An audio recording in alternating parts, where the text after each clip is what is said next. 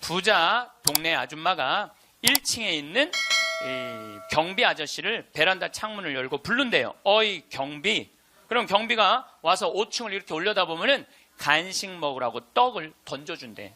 5층에서 1층으로. 여러분들 개한테도 5층에서 1층에 던져주면 안 돼요. 저는 제가 키우는 개가 있는데 간식을 줄 때 어떻게 하느냐면 손바닥에 올려놓고 드시라고 이렇게 제가 개한테도 드시라고 내가 이렇게 줘요. 하물며 사람한테 5층에서 1층으로. 제가 그 후기를 좀 읽어보니까 그 경비 아저씨하고 친했대요. 친해서 장난으로 그랬다는 거예요. 여러분들 본인은 장난일 수 있지만 1층에서 받아먹는 사람은 장난이 아니에요. 본인은 장난일 수 있지만 그것도 꼭 유통기한 지난 걸 줬다는 거. 유통기한 지난 거. 이게 사람 위에 사람 있고 사람 밑에 사람 있는 거죠. 오죽하면은 분신 자살을 했겠어요. 이분이 한 달 동안 피부 이식을 3번이나 했어요. 그러다가 결국 한 달 만에 죽었어요. 우리 사회는요, 돈 있으면 돈 없는 사람 무시하는 경향이 너무 커요. 여러분들은 애들 어때요? 애기 낳으면은 이뻐요, 안 이뻐요? 막 100일, 200일 된 애들 보면 손가락 보면 어때요? 기가 막히죠? 그러니까 엄마들, 애기 엄마들 보면 막 애 손도 막 먹고 발도 막 먹잖아요. 막 먹어 보니까 먹을 기세야. 먹을 수만 있으면은. 너무너무 좋으니까.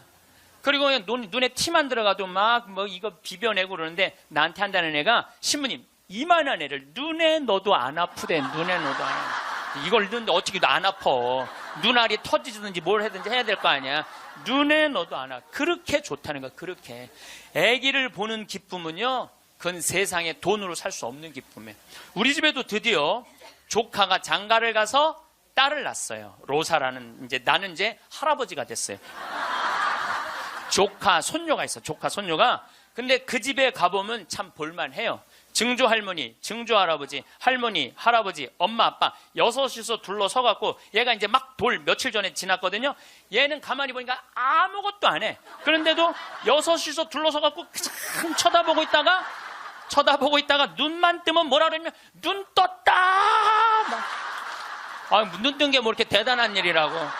6명이 둘러앉아갖고 눈 떴다고 난리를 치고 거기다가 얘가 빵긋 웃기만 하잖아요. 그러면 그때부터는 애가 재롱을 피는 게 아니에요. 증조 할머니, 증조 할아버지부터 재롱을 피기 시작해. 오르르 깍꿍 이게 누가 재롱 피는 거야. 내가 보기엔 지들이 재롱 피면서 얘가 재롱 핀다는 거야.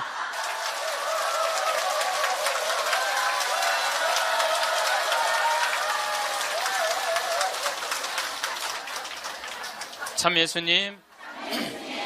네, 반갑습니다.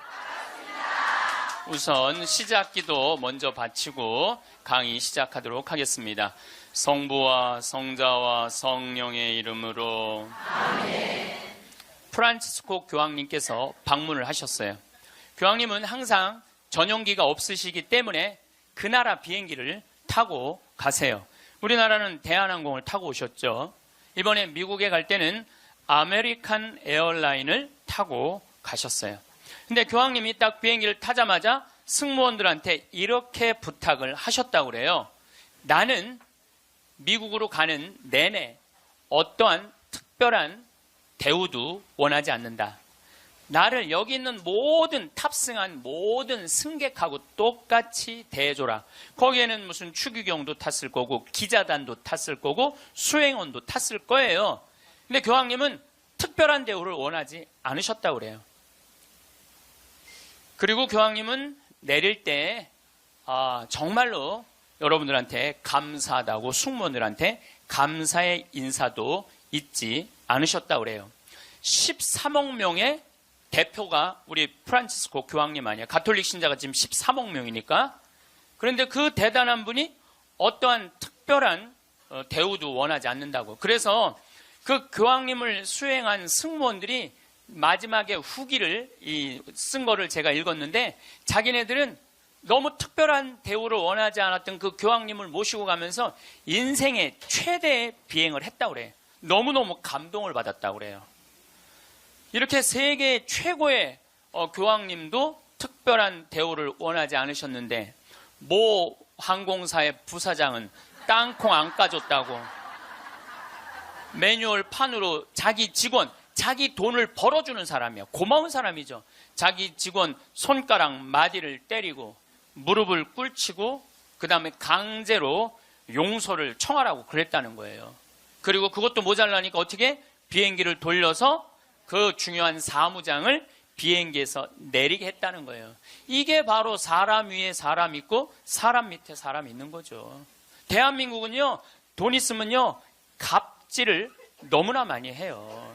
여러분들 갑질 얘기 참 많이 들으셨죠?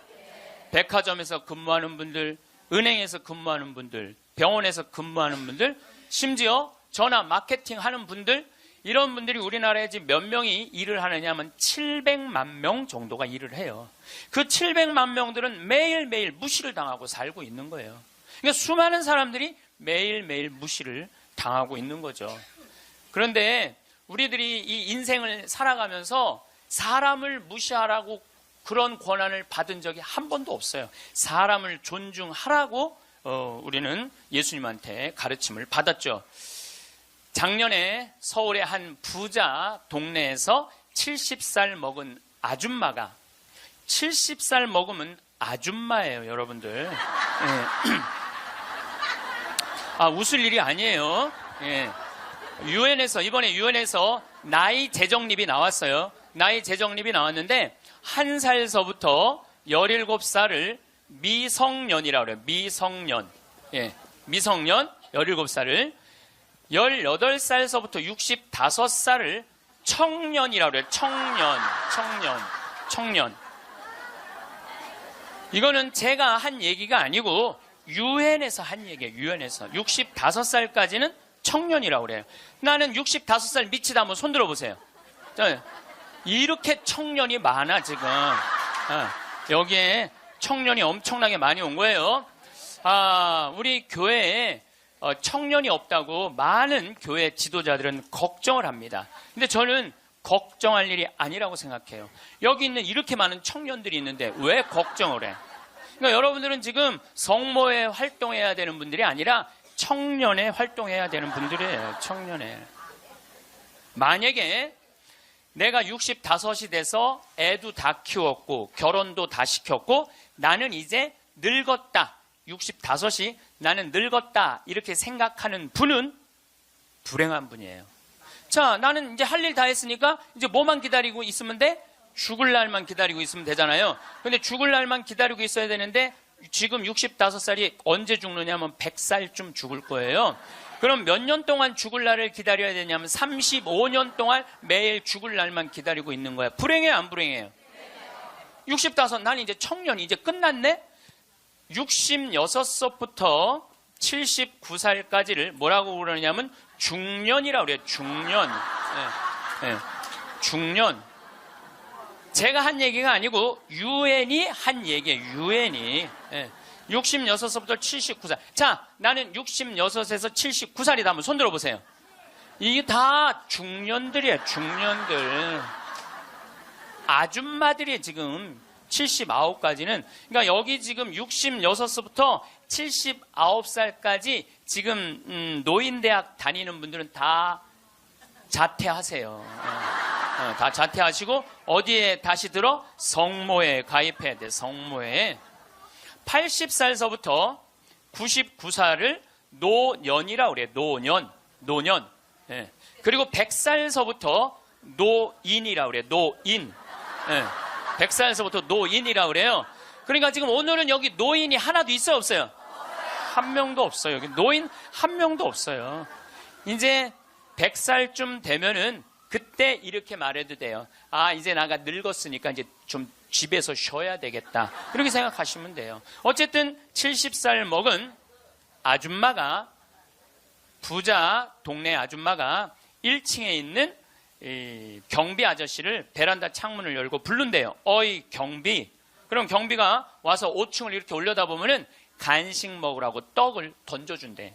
5층에서 1층으로. 여러분들, 개한테도 5층에서 1층에 던져주면 안 돼요. 저는 제가 키우는 개가 있는데 간식을 줄 때 어떻게 하느냐면 손바닥에 올려놓고 드시라고 이렇게 제가 개한테도 드시라고 내가 이렇게 줘요. 하물며 사람한테 5층에서 1층으로. 제가 그 후기를 좀 읽어보니까 그 경비 아저씨하고 친했대요. 친해서 장난으로 그랬다는 거예요. 여러분들, 본인은 장난일 수 있지만 1층에서 받아먹는 사람은 장난이 아니에요.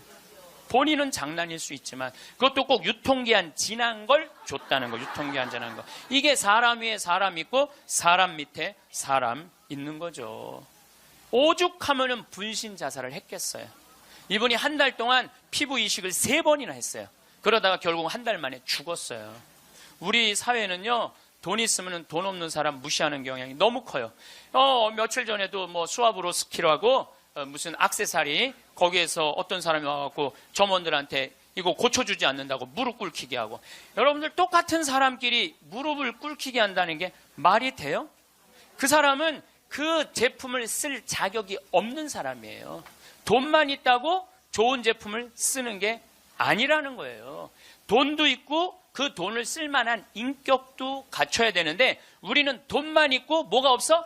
인격이 없는 거예요. 사람 무시하지 말라고 누가 가장 가르치셨어요? 예수님이에요. 예수님은 마태복음 25장에 이렇게 말씀하세요. 양떼, 염소떼 나눠놓고 양떼들한테 이렇게 말씀하세요. 너희는 하늘나라를 차지해라. 우리가 뭘 잘했다고 하늘나라를 차지합니까? 너희들은 내가 목말랐을 때, 굶주렸을 때, 헐벗었을 때, 병들었을 때, 감옥에 갇혔을 때, 나그네 되었을 때 따뜻하게 맞이해줬다. 주님, 우리가 언제 그랬습니까? 그러니까 예수님 이렇게 말씀하세요. 너희 형제 중에 가장 보잘것없는 사람 하나에게 해준 게 곧 내게 해준 것이다. 혹시 여러분들 노숙자의 집에 가갖고 노숙자들한테 식사를 한번 대접했어. 그러면은 그 노숙자한테도 대접했지만은 누구한테도 대접한 거야? 그렇죠. 노숙자 안에 있는 예수님한테도 대접한 거예요. 그러니까 그걸 다 대접받았던 예수님은 마지막 날에 그 대접받은 걸 다 갚은 거예요. 근데 여러분들이 병든 사람, 감옥에 갇힌 사람, 노숙자들한테 한 번도 대접해 준 적이 없어. 마지막 날 예수님한테 받을 거 있어요, 없어요? 없어요. 지금 어려운 이웃한테 잘 베풀어 준 사람은 나중에 가서 예수님한테 따질 수 있어. 내놓으라고. 내가 해준 거. 해준 거 내놓으라고 따질 수 있어요. 예수님 마태복음 25장에 말씀하셨기 때문에. 근데 왼편에 있는 사람한테는 예수님이 이렇게 말씀하세요. 악마와 그의 졸도들을 가두려고 준비한 영원히 꺼지지 않는 불 속으로 들어가라. 우리가 뭘 잘못했다고 그럽니까? 그냥 예수님이 이렇게 말씀하세요. 너희들은 내가 목말랐을 때, 굶주렸을 때, 헐벗었을 때, 병들었을 때, 감옥에 갇혔을 때, 나그네 되었을 때 따뜻하게 맞이하지 않았다. 주님, 우리가 언제 그랬습니까? 그러니까 예수님이 이렇게 말씀하세요. 너희 중에 가장 보잘것없는 사람 하나에게 해주지 않은 것이 곧 내게 해주지 않은 것이다. 자, 여기 계신 여러분 모두 안에 지금 예수님 계세요, 안 계세요? 계세요. 여러분들 무시당하면 돼요, 안 돼요? 안 돼요. 여러분들이 잘나서 무시당하면 안 되는 게 아니라 여러분들 안에 계신 예수님 때문에 무시당하면 안 돼요. 자기 자존심을 지키는 거는 여러분들은 예수님이 거하는 성전이기 때문에 여러분들 자존심을 지켜야 돼요. 저는 이번에 아주 굉장히 슬펐다가 너무너무 멋있는 사장님을 하나 만났어요. 도시락 업체, 그것도 미국에서 와서 우리나라에서 사업을 하는 도시락 업체 사장님인데 우리도 고객을 존중해야 되지만 고객도 우리를 존중해 주지 않으면 내쫓겠다 이거예요. 그 선언서를 제가 읽어드릴게요. 제목이 참 재미나요. 공정 서비스 권리 안내. 우리 직원이 고객에게 무례한 행동을 했다면 직원을 내보내겠습니다. 그러나 우리 직원에게 무례한 행동을 하시면 고객을 내보내겠습니다. 참 멋있죠? 우리 부관장 신부님이 로마 유학 갔다 오신 분이에요. 그런데 저녁에 맥주집에 이제 뭐 신학생 때 갔으니까 맥주 막 먹을 때잖아요. 맥주를 먹으니까 떨어지면 뭐라 그래? 웨이터, 웨이터 계속 불렀대요. 그랬더니 사장이 딱 오더니 나가라고 그러더래요. 그럼 왜 나가냐고 그러니까 왜 우리 직원을 종부리듯 부리느냐고. 술 떨어진 거 알면 우리가 찾아가고 필요한 거 있느냐고 물어볼 텐데 왜 내 직원을 종부리듯 부리느냐고. 이렇게 종부리듯 부리는 당신은 여기서 맥주 먹을 자격 없다고 나가라고. 근데 이게요, 유럽도 그러고 미국도 그래요. 미국도 가면은요, 아줌마 못 불러요. 올 때까지 기다려야 돼. 근데 우리는 내가 돈 주고 부린다고 식당에 가서 어떻게 해? 아줌마 왜 안 갔다 와? 안 갖고 와?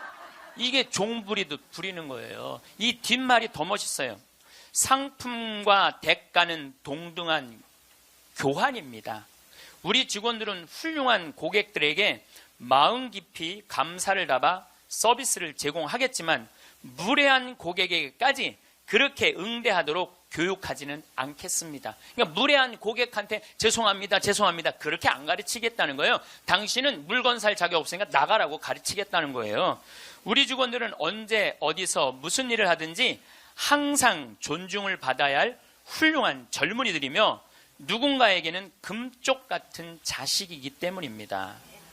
직원에게 인격적 모욕을 느낄 언어나 행동, 큰 소리로 떠들거나 아이들을 방치하여 다른 고객들을 불편하게 하는 행동을 하실 경우에는 저희가 정중하게 서비스를 거부할 수 있음을 알려드립니다.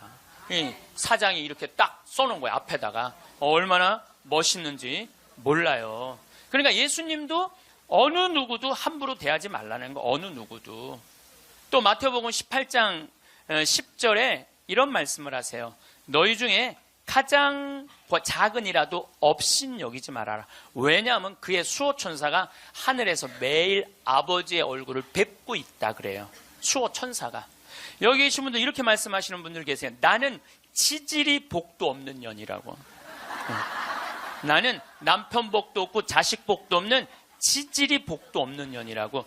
그 지질이 복도 없는 년도 수호천사가 한 분씩 다 있다는 얘기예요. 수호천사가 한 분씩 다 있는 거예요. 그러니까 여기 계신 여러분들 전부 지금 수호천사 있어요, 없어요? 있어요. 여러분들 언제 수호천사가 여러분들 가장 곁에 있느냐면 여러분들이 성체 영화로 나올 때 수호천사가 항상 여러분들을 수호하고 나온다는 거예요. 여러분들 대단한 분들이에요. 수호천사 한 분씩 다 거느리고 있으니까. 그러니까 무시당하면 돼요, 안 돼요? 무시당하면 안 돼요. 예수님은 이 세상에 오셨을 때도 가진 자 편에 서지 않고 가지지 못한 자 편에 서세요. 부처님 아버지는 직업이 뭐죠? 부처님 아버지는 왕이었어요. 공자님 아버지는 관리였어요. 마호메트 아버지는 큰 부자 상인이었어요. 물론 마호메트 엄마가 뱃속에 있을 때 돈 벌러 나갔다 죽어요. 그래갖고 마호메트는 유복자. 예수님 아버지는 직업이 뭐예요? 목수. 내가 신학교 다닐 때 신론 배울 때 예수님 아버지는 성부라고 예수님 아버지 직업은 하느님이었어요. 하느님. 예수님 양아버지 직업은 뭐예요? 목수예요. 2000년 전에 목수는 하루에 2끼 정도 먹었다고 그래요. 그러니까 가난한 집에 태어나신 거예요. 예수님은. 굳이 당신이 선택해서 올 수 있었는데 굳이 가난한 집에 택해서 오신 이유는 뭐냐면 가난한 이들과 함께 하겠다는 거예요. 그리고 당신 태어날 때 천사들이 누구를 초대하느냐면 목동들을 초대해요. 야, 삼왕은 자기네들이 찾아온 거고 예수님이 초대한 건 누구냐 하면은 목동들이에요. 저기 대단한 분 태어났으니까 가봐라. 그래갖고 예수님한테 처음으로 인사를 한 사람들은 목동들이야. 우리가 알퐁소 토대의 별이라는 책을 읽어갖고 목동을 굉장히 낭만적인 사람들로 알고 있는데 중동에 가보면요 세상에 더러운 게 목동이에요. 그래서 목동하고 상대하지 말라 그래. 도둑놈들이라고. 상대하지 말라 그래. 왜냐하면 한번 풀 뜯으러 염소 풀 뜯으러 나가면은 한 달을 돌아다녀야 되거든요. 그러니까 한 달 동안 내가 가서 보니까 머리에 떡을 칠하고 다녀요. 냄새가 얼마나 나는지 몰라. 또 밤낮에 기온차가 많으니까 옷을 몇 겹을 입고 한 달 동안 안 빨고 그것만 입고 다니는 거예요. 그 더럽고 냄새나는 목동들을 예수님은 첫 손님으로 초대한 거예요. 이게 누구를 초대하겠다냐? 보잘것없는 사람들을 귀하게 여기겠다는 거예요. 그리고 당신 활동하실 때는 앞 못 보는 사람, 듣지 못하는 사람, 말하지 못하는 사람, 팔 오그라드는 사람, 등 굽은 여자, 다리 오그라드는 사람, 몸 썩어가는 나 환자, 몸 파는 여자, 나라 팔아먹은 세리들이랑 먹고 마시고 놀았다고 그래요. 저는 신약 성서 읽으면서 가장 가슴 떨리는 성서 구절이 뭐냐면 예수님은 그들과 먹고 마시고 놀았다. 이거를 읽으면 막 가슴이 떨려요. 여러분들 세상에 먹고 마시고 노는 것처럼 중요한 일이 어디 있어요? 그렇죠? 여러분들 저하고 방송을 통해서 유튜브를 통해서 친숙하시죠? 친숙하다 하더라도 나하고 먹고 마시고 놀진 않잖아요. 먹고 마시고 놀 수 있는 사이는요, 친하지 않으면 못해요. 여러분들도 누구랑 먹고 마시고 놀아요? 친한 사람들이랑 먹고 마셔요. 오늘 이거 끝나고 나면 길거리에 나가고 너 오늘 나하고 먹고 마시고 놀자. 길거리에 있는 사람한테 말할 수 있어요, 없어요? 귀싸대기 맞을 거예요. 여기 오늘 같이 온 친구들하고 야, 우리 오늘 강의 끝났으니까 여기 명동에 가서 우리 먹고 마시고 놀자. 친하지 않으면 못하는 거예요. 친하지 않으면. 그리고 먹고 마시고 노는 사이는 그 사람의 속사정을 다 알아요. 그 사람이 뭘 힘들어하는지, 그 사람의 고민이 뭔지 먹고 마시고 놀지 않으면 모르는 거예요. 본당 신부도 마찬가지예요. 본당 신부할 때 5년 동안 사목을 했는데 교우들하고 한 번도 먹고 마시고 놀지 않았어. 그러면 여러분들은 본당 신부하고 추억이 있을까요, 없을까요? 없어요. 이게 웃을 일이 아니에요. 루카복음 7장 8절에 예수님은 먹보요 술꾼이라고 그래요. 먹보요 술꾼이라. 저도 본당 신부할 때 사목을 하는 기본이 뭐냐면 먹고 마시고 노는 거였어요. 사목의 기본이 먹고 마시고 노는 거였어요. 장례가 나잖아요. 그럼 저는 반드시 초상집에 갔어요. 초상집에 가갖고 장례 전날 가갖고 소주 한 병 내오라고 그래요. 그럼 상주 전부 다 오라고 그래요. 상주들하고 소주 한 잔씩 하면서 먹고 마시면서 어머니가 어떻게 살았는지, 아버지가 어떤 병으로 돌아갔는지 얘기를 다 들어요. 그리고 1시간을 그렇게 소주 한 병을 먹으면서 이야기를 하고 다음날 강론할 준비할 필요가 없어. 강론. 왜냐하면 강론 때 이 엄마가 어떻게 살았고 가족은 어떻게 하고 다 얘기할 수 있는 거예요. 먹고 마시고 놀고 왔기 때문에 공감이 되는 강론을 할 수 있는 거예요. 근데 만약에 초상이 났는데 내가 그 집에 한 번도 간 적이 없어. 그냥 장례만 딱 왔어. 그 강론은요, 그 고인들하고 남아있는 유족들하고 아무 공감대가 없는 강론을 할 수밖에 없어요. 예수님이 우리가 신약 성서를 읽을 때 너무너무 착착 쉽게 와닿죠. 왜 우리가 쉽게 알아들을 수 있는지 아세요? 예수님이 우리랑 먹고 마시고 놀았기 때문이에요. 이게 얼마나 가슴 설레는 성소구절인지 몰라요. 어떤 가르침보다 위대한 말이 뭐냐면 예수님은 그들과 먹고 마시고 놀았다예요. 저도 87년도에 시각장애자들하고 1년 동안 여기 상계동에서 먹고 마시고 놀아봐서 87년도에 내가 그분들하고 1년 동안 살면서 물어봤어요. 여러분들은 살면서 뭐가 가장 힘드냐고. 그랬더니 그분들이 하는 얘기가 가장 힘든 게 뭐냐면 내 몸으로 난 자식 얼굴을 모르는 거래요. 내 몸으로 난 자식 얼굴을 모르는 거예요. 애들은 1살 때 평생 할 효도를 다 한다는 거예요. 1살 때. 여러분들 그때 그 기쁨 평생 애들은 2살 때부터 효도 안 해요. 왜 효도 안 하는 줄 아세요? 1살 때 이미 다 했어. 근데 뭘 2살 때부터 해. 혹시 지금 30살 뭐 된 자식들이 효도 안 한다고 섭섭한 그분들은 욕심이 너무 많은 거예요. 이미 그 기쁨을 다 누린 거예요. 근데 그분들은 자기 애들을 어떻게 알아보느냐면 손으로 만져서 눈이 이렇게 생겼고 코가 이렇게 생겼고 입이 이렇게 그 상상할 수밖에 없어요. 네, 상상할 수밖에 없어요. 또 한 번은 도봉산 성당에서 우리 시설 분들을 초대를 해갖고 식사 대접을 했어요. 정말 내가 가서 보니까 상다리가 부러지게 차려놨어.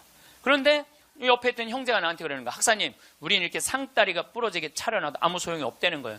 왜 소용이 없냐? 그랬더니 보여야지 골라 먹죠.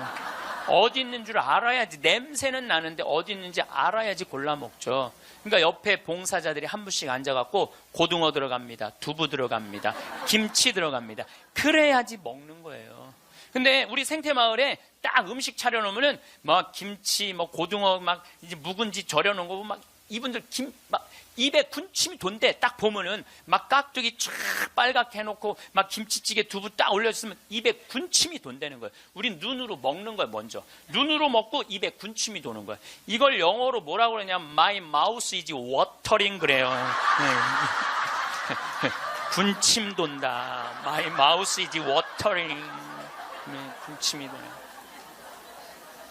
근데 그분들은 눈으로 먹는 기쁨이 없는 거예요. 여러분들 뭐가 지지리 복도 없긴 뭐가 지지리 복도 없어. 이 눈으로 벌써 음식을 먹는데 이거 눈알 하나 갈아 끼는데 1억이라는데 2개 갈아 끼면 2억인데 2억을 끼고 지지리 복도 없는 년은 무슨 지지리 복도 없는 년이에요.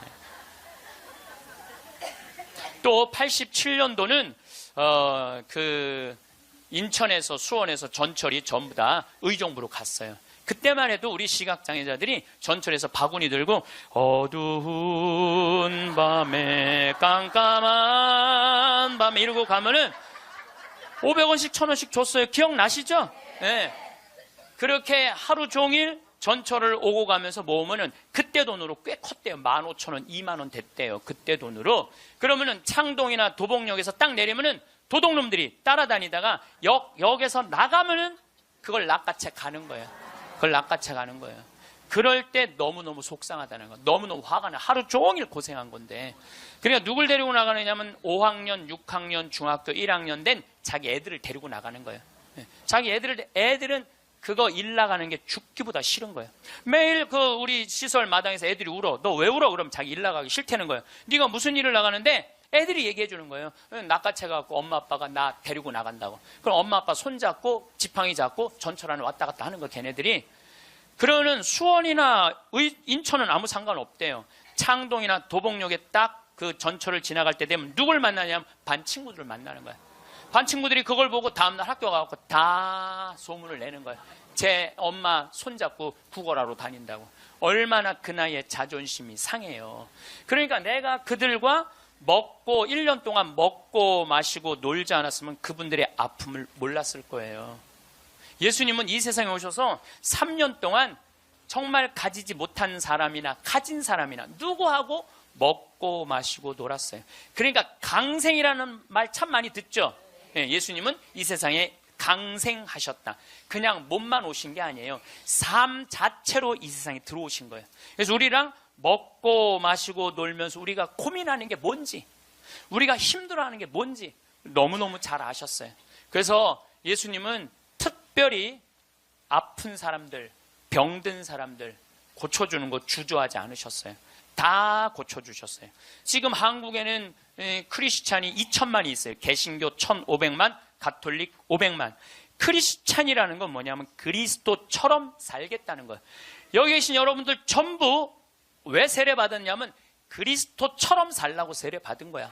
그러면 이 대한민국에 2천만 명의 그리스도가 살고 있는데 요즘 대한민국에 보면 2천만 명의 그리스도인이 살고 있는 것 같아요? 아니죠? 예수님이 서로 사랑하라고 말하고 간 적이 없는 것 같아. 예수님이 이렇게 말하고 가신 것 같아. 너희들 서로 괴롭힐 수 있는 한 괴롭혀라. 이렇게 말씀하고 가신 것 같아. 얼마나 서로 괴롭히는지 작년 4월 6일 날 윤승주 일병이 죽었어요. 군대 간 지 4개월 만에 4명의 선임이 괴롭혀갖고. 근데 어떻게 괴롭혔느냐면 치약 한 통을 다 짜서 강제로 먹였다는 거예요. 치약 한 통을 다 짜서. 그리고 가래침을 뱉고 그걸 핥아 먹으라고 그러고. 이게 사람이 할 짓이에요? 사람이 할 짓이 아니에요.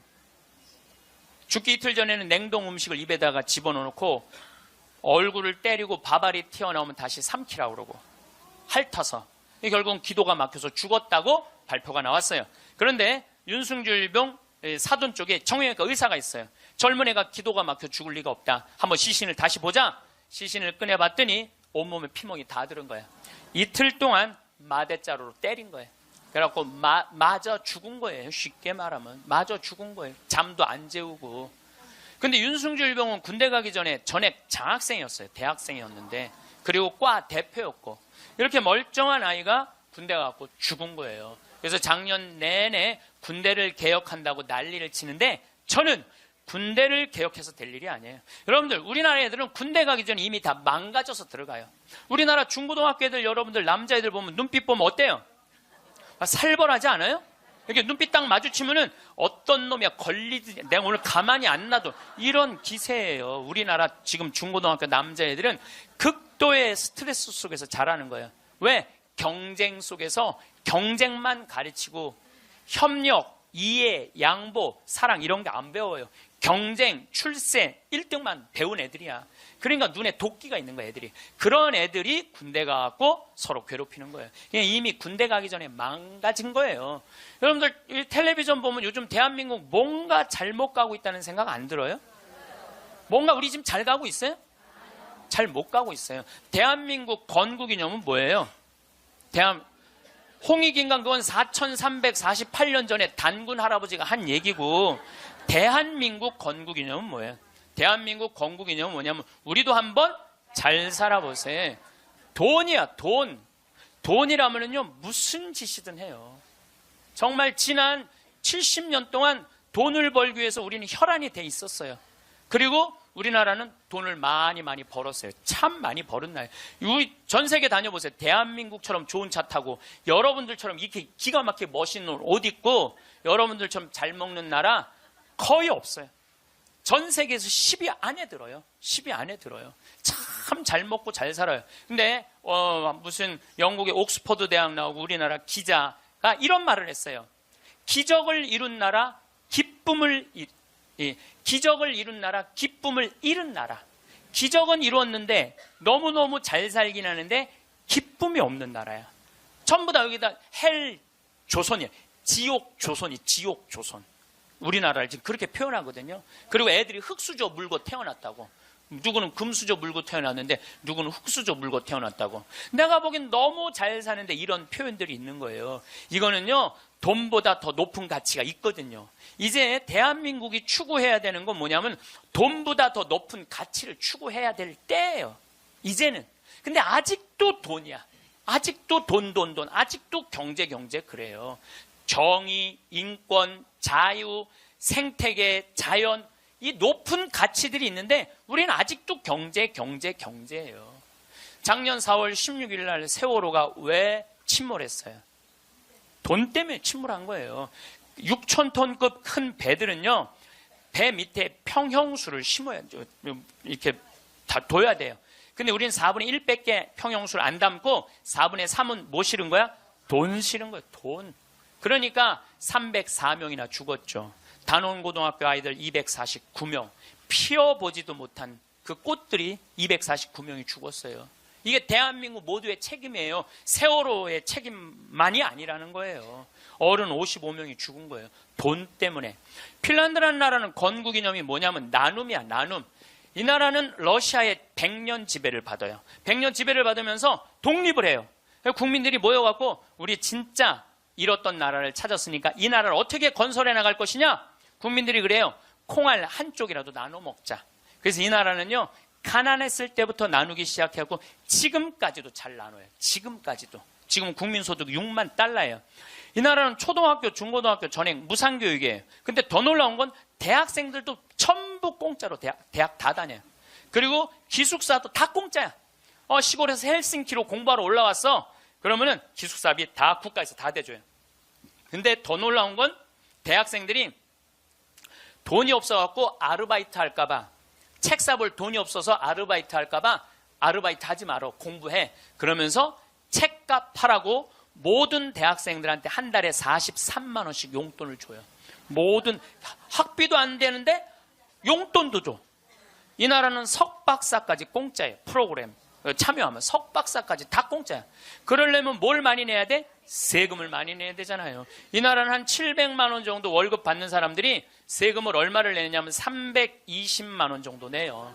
이 정도 내야지 대학생들한테 용돈까지 주죠. 자, 이제 대한민국도 애들이 등록금 못 내갖고 지옥이라고 그러잖아요. 그러니까 이제 어른들, 애들, 대학생들 등록금 공짜로 해주기 위해서 700만 원 버는 사람들 320만 원 돈 내십시오. 낼 것 같아, 안 낼 것 같아요? 여기다가 빨간 띠 두르고 결사 반대. 박근혜 정부는 자폭해라 막 이러고 아마 할 거예요. 네. 누가 대한민국이 정이 많은 나라래? 저는요, 대한민국 정 많은 나라라는 거에 동의할 수 없어요. 왜냐하면 정이 많은 나라가 해외 입양 1위를 해요. 우리나라가 해외 입양 1위예요. 제가 지난 여름에 유타라는 곳에 강의를 다녀왔는데 거기 가보니까요, 몰몬 교도가 많은 데예요. 저녁에 식당에 갔는데 엄마 아빠는 백이냐. 근데 애들은 누가 봐도 우리나라 애들이에요. 그 한 식당에 세 쌍의 자녀들이, 그러니까 세 부부 쌍의 자녀들이 우리나라 애들이야. 나는 대한민국의 어른으로서 걔네들한테 너무너무 미안하더라고요. 전 세계에서 해외 입양 1위가 대한민국이에요. 2위가 어딘 줄 아세요? 필리핀이에요. 3위가 우간다, 4위가 인도, 5위가 우즈베키스탄이에요. 그 나라들에 비하면 우리나라는요, 2배, 3배 잘 사는 나라예요. 2배, 3배 잘 사는 나라에서 해외 입양 1위를 하고 있는데 정이 많은 나라예요? 정말 나라 아니에요. 또 제가 요즘 잠비아 도와준다고 한 3년 동안 한 10억 정도 잠비아 도와줬어요. 가서 뭐 이제 농장도 한 20만 평 꾸며주고, 소도 돼지도 닭도 뭐 옥수수밭도 감자밭도 다 해놨어요. 근데 나한테 전화해갖고 이렇게 항의하는 분들 참 많아요.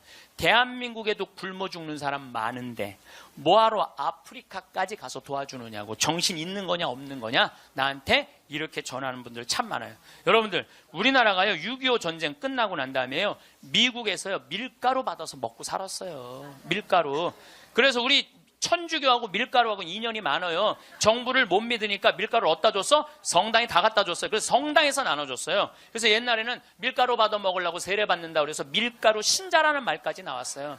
그렇게 우리가 그 배고픈 시기를 미국에서 원조 받아갖고 버텨냈어. 그럼 세계에서 9번째로 1조 달러가 넘는 나라가 9나라인데 우리나라가 9번째 1조 980억 달러예요. 그렇게 잘 사는 나라가 아프리카의 나라 도와주는 건 당연한 거예요. 받았으면 줘야지. 받고 우린 꿀떡하고 끝나고 있어요.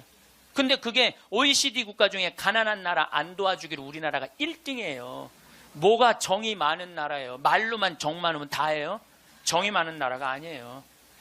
내가 지지난주에 동창 모임에 사회복지시설 운영하는 신부님을 만났어요. 기가 막힌 얘기를 들었어요. 어떤 얘기를 들었느냐 하면 서울의 한 시내 한복판에 지적장애자들 작업장을 학교에, 중학교에 만들려는데 주민이 반대하는 거예요. 그랬대요. 우리 동네 쓰레기 처리장은 들어와도 지적장애자 작업장은 못 들어온다. 참. 아니 걔네들 얼마나 이 삶에 목말라 하는 애들인데 걔네들을 우리 동네에서 받아들였고 우리 동네에서 보호를 해줘야지. 심지어 어떤 주민은 이렇게 말했다고 그래요. 우리 동네 핵시설은 들어와도 지적장애자 시설은 못 들어온다. 이게 우리가요 철저하게 이기적인 거야. 님비라고 그래. 님비. 요즘 우리 평창에는 동계올림픽 때문에 도로가 뻥뻥 나요. 근데 우리 생태마을 바로 옆에 도로가 나요. 근데 거기를 터널을 뚫어요. 강의 중에 다이나믹 터질 때 막 건물이 울려요. 그래서 사람들이 와서 나한테 그래요. 신부님 저렇게 바로 터널을 뚫는데 반대 안 하시느냐고. 내가 이렇게 말해요. 저거 반대하려면 5년 정도 걸려. 매일 도로에 들어놓아야 돼. 나는 내 인생 매일 도로에 들어놓기 내 인생이 너무 아까워. 그리고 일하는 우리 옆으로 지나가는 거, 일하는 마을로 지나가는 거예요. 그럼 내가 반대한다고 칩시다.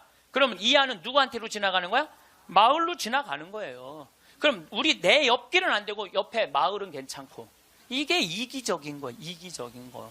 누가 우리 부로 정이 많은 나라라고 그래요. 1970년대 우리 이 구로공단에서 동대문에서 노동자들이 이제 돈 많이 벌으니까 우리 좀 나눠주라. 그러니까 정부에서 어떻게 이 국가가 지금 잘 살아야 된다. 그래갖고 잡아 죽이고 고문하고 그랬어요. 그러면서 나중에 잘 살게 되면 그때서 너희들한테 잘해줘. 나중에 잘해줘요. 나중에 잘해주겠다고. 그래서 대기업 중심으로 정책을 폈어요. 그런데 지금 대한민국 잘 살아요, 못 살아요? 잘 살아요. 외환보유가 세계 6위예요. 3,600억 달러. 그 다음에 10대 기내 사내 보유금은 5천억 달러, 515조. 근데 지금 나눠요, 안 나눠요? 안 나누잖아요. 호주만 해도 광부들이 연봉이 얼마냐면 1억 2천이에요. 광부들이. 내가 지금 호주에 나오고 같이 봉사활동 다니는 치과의사, 우리 요한 바오로 치과의사가 있는데 어저께 나한테 한 얘기예요. 신부님, 호주에는 배관공, 전기공, 목수가 저보다 돈 더 많이 벌어요. 아주 능력 있는 치과의사인데 돈 더 많이 번다는 거예요. 그러니까 노동자가 잘 사는 나라가 행복한 나라예요. 네. 나중에 나눠주긴 언제 나눠줘. 나중에는 다 굶어 죽고 난 다음에 나눠줘요. 나누려면 언제 나눠야 돼? 지금 나눠야 돼. 지금. 내가 성당 질 때도 부자들한테 신축 헌금 좀 하시죠. 그럼 신부님 나중에 땅 팔리면 할게요. 나중에 땅 팔리면 할게요. 이런 분들은요 절대 안 해요. 착한 일도 많은 사람들, 신부님 내가 나중에 돈 벌면 할게요. 이런 사람들은 착한 일 안 하겠다는 사람들이에요. 지금 하지 않으면 나중에는 못 하는 거예요. 나중에는. 네. 지금 해야 돼. 하려면 지금 해야 돼요. 마침 기도 벌써 시간이 45분이나 됐어요. 마침 기도 제가 신약 성서의 예수님은요 서로 사랑하라는 말보다는 남을 무시하지 말라는 말을 훨씬 많이 하셨어요. 남을 무시하지 말라는 말을, 이 사람을 무시하지 말고 어린아이를 무시하지 말고 가난한 사람을 무시하지 말고 이 이야기를 훨씬 많이 하셨어요. 그러니까 사람을 귀하게 여기라는 얘기예요. 성부와 성자와 성령의 이름으로 아멘. 작은 이들을 업신 여기지 마라. 너희는 이 작은 이들 가운데 하나라도 업신 여기지 않도록 주의하여라. 내가 너희에게 말한다. 하늘에서 그들의 천사들이 하늘에 계신 내 아버지의 얼굴을 늘 보고 있다. 사랑 많으신 하느님 아버지, 당신은 아들 예수님을 이 세상에 보내셔서 우리와 함께 먹고 마시고 놀면서 우리들이 이 세상 살이하면서 힘들어하는 것을 위로해 주시기 위하여 당신 아들을 파견하셨나이다. 그 거룩한 예수 성심을 닮아 우리들도 생활 안에서 만나는 우리 주위 사람들 무시하지 않고 그들을 존중하고 그들 안에 있는 예수님의 모습을 찾아내어 그들을 존중할 수 있는 그러한 지혜 허락하소서. 영광이 성부와 성자와 성령께 성부와 사람에게 휘둘리지 않고 현명하게 세상을 사는 방법은 무엇일까요? 어떤 사람들과 인간관계를 형성하고 있는지에 따라 삶의 행복도가 달라집니다. 불편하고 불필요한 인간관계는 억지로 끌어안고 있지 말아야 합니다. 이쯤 살고 보니 어떤 사람들을 내 주변에 두지 말아야 하는지가 조금은 보입니다. 특히 호의를 권리로 아는 사람들은 상대방의 배려심을 악의적으로 이용하면서 하나를 받으면 둘을 바라고 9을 받으면 10을 바랍니다. 상대방의 호의에 감사할 줄 모르고 바라기만 하는 전형적인 나쁜 사람들입니다. 인간은 혼자서는 아무것도 할 수 없는 존재입니다. 즉, 모든 것은 관계에서 시작되는 법입니다. 그러나 나보다 나을 것이 없고 내게 알맞은 벗이 없을 땐 차라리 혼자 선한 생활을 하는 편이 낫습니다. 그 사람이 설령 가족이라도 오래된 친구라도 관계를 정리해야 될 수도 있습니다. 오늘의 지혜는 나에게 악영향을 미치는 사람을 알아보는 방법입니다. 영상을 끝까지 시청하셔서 여러분은 어리석은 사람의 길동무가 되지 않으시길 바랍니다. 첫 번째, 지갑을 안 들고 다니는 사람은 피하라. 인간관계에서는 여러 사람이 있지만 만났을 때 처음 내뱉는 말이 돈 없어라고 말하는 사람들이 있다. 만약 정말 형편이 좋지 않다면 그런 것은 얼마든지 이해할 수 있다. 하지만 그들을 살펴보면 평소 자기가 하고 싶은 것들은 모두 누리고 삶을 즐기면서도 유독 사람을 만날 때만 되면 돈이 없다 말하고 밥을 얻어먹거나 무언가 부탁을 한다면 그 인간관계는 오래 갈 수 없으니 일찌감치 정리하는 것이 이롭다. 인간관계에서는 서로가 서로에게 잘해야만 그 관계가 오래 유지될 수 있음에도 상대방은 나를 이용하려 하고 있으니 결코 좋은 인간관계가 이루어질 수 없다. 남을 존중하지 않고 자기 자신만을 존중하는 사람은 없는 것만 못한 법이다. 두 번째, 자기 필요할 때만 연락하는 사람은 피하라. 인간관계에서 자주 만나거나 연락을 하고 친하지 않는 사이인데 어쩌다 연락이 오면 서로 안부도 묻지 않고 자신의 요구만 말하는 사람이 있다. 평소에는 연락이 없다가도 자기가 필요할 때만 연락하는 사람은 친구라고 할 수 없는 사람이다. 이런 사람은 즉시 손절하는 것이 이롭다. 부탁을 들어준다는 것은 나의 재산이나 시간을 써서 남에게 이득을 주는 행동이므로 굉장히 조심스러워야 함에도 불구하고 자주 접하지도 않는 사람에게 이러한 부탁을 하는 사람은 굉장히 뻔뻔하고 자기중심적인 사람일 가능성이 높다. 더 이상 이용당하지 말고 과감하게 잘라내라. 세 번째, 종교나 정치적 신념을 강요하는 사람은 피하라. 사람은 모두가 같을 수는 없다. 결국 사람 간의 관계는 서로의 다름을 인정하고 다른 사이에서 관계의 가치를 얻어가는 것이다.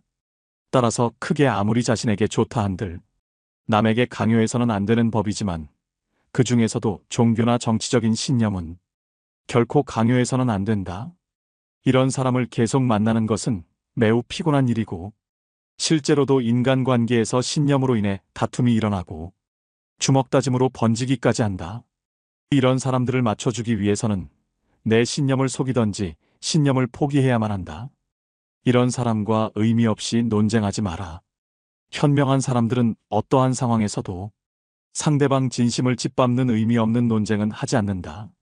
그게 어떤 주제가 됐든지 간에 논쟁이 시작되면 서로는 원래 성격보다 자기 관점을 더 세게 고집하기 십상이다. 사실 이러한 논쟁은 아무런 의미도 없고 필요도 없다. 논쟁에서 졌다면 그저 할 말이 없다. 한편 상대방을 철저히 눌러 이겼다. 한들 무슨 소용이 있으랴?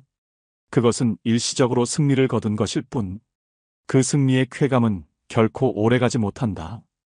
이뿐만 아니라 가장 큰 문제점은 논쟁에서의 승리를 상대방의 자존심을 짓밟은 대가로 얻었다는 것이다.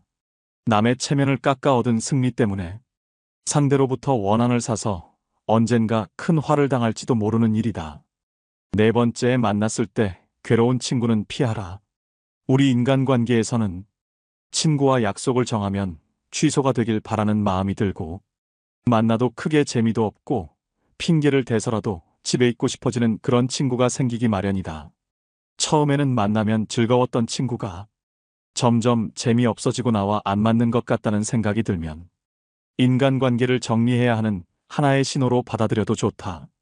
왜냐하면 살아가는 세월 동안 그 친구도 변했고 나도 많이 변했을 것이다. 예전에는 함께 생활하며 그 친구와 닮은 점도 많았을 것이고 교우관계도 비슷했을 테지만 결국에는 접하는 사람들도 달라지고 마주치는 상황도 크게 달라졌다. 그렇기에 예전에는 만나면 즐거웠던 사람도 나이가 들수록 안 맞는다고 느끼는 것이다. 내가 귀찮고 힘들어하는 만큼 그 친구 또한 나를 만나는 것을 귀찮고 힘들어할 가능성이 없을 수 없다. 인간관계는 일방이 아닌 쌍방이기 때문이다. 따라서 그와 나 자신을 위해서라도 조금씩 연락을 멀리하며 서서히 거리를 두는 것이 어떨지 진지하게 고민해보는 것이 좋다. 다섯 번째, 남의 고민을 가볍게 여기는 사람은 피하라. 이 세상에 무거운 고민과 가벼운 고민은 따로 존재하지 않는다. 내가 느끼기에 별게 아닌 고민도 남에게는 죽는 것이 나을 정도로 힘든 상황일 수도 있기 때문이다. 왜냐하면 삶의 무게는 상대적이라. 사람마다 각자가 느끼는 삶의 무게는 제각각 다르기 때문이다. 이러한 사실에도 불구하고 항상 자신의 고민만 중요하고 남의 고민 앞에서는 그런 거 가지고 뭘 그러냐는 태도로 일관하거나 남의 고민을 두고 너가 멘탈이 약해서 그래라는 둥 배려가 없이 자기 하고 싶은 대로 말하는 친구와는 계속해서 고민을 나누거나 기쁨을 나눌 필요가 없다. 남을 존중하지 않고 자기 자신만을 존중하는 사람은 없는 것만 못한 법이다. 나 외 다른 사람을 존중하라. 상대방이 어떤 사람이든 그 사람을 고유의 인격체로서 존중해 주어야 그 사람의 마음을 열 수 있다. 아주 어린 아이조차도 자신을 존중하는지 아닌지를 100% 직감할 수 있거늘 사람 간의 기본적인 존중이 없는 사람이 세상에는 정말 많다. 남을 존중하는 가장 쉬운 방법은 그 사람에게 마음을 표현하는 것이다. 마음을 표현하지 못하는 사람은 가깝게 두지 말고 내 자신이 그렇다면 고쳐라. 고마우면 고맙다고, 미안하면 미안하다고 큰 소리로 말하는 것이 올바른 인간관계의 기본인 법이다. 감사할 때 마음으로 고맙다고 생각하는 것은 감사 인사가 아니다. 남이 내 마음속까지 읽을 만큼 한가하지 않다.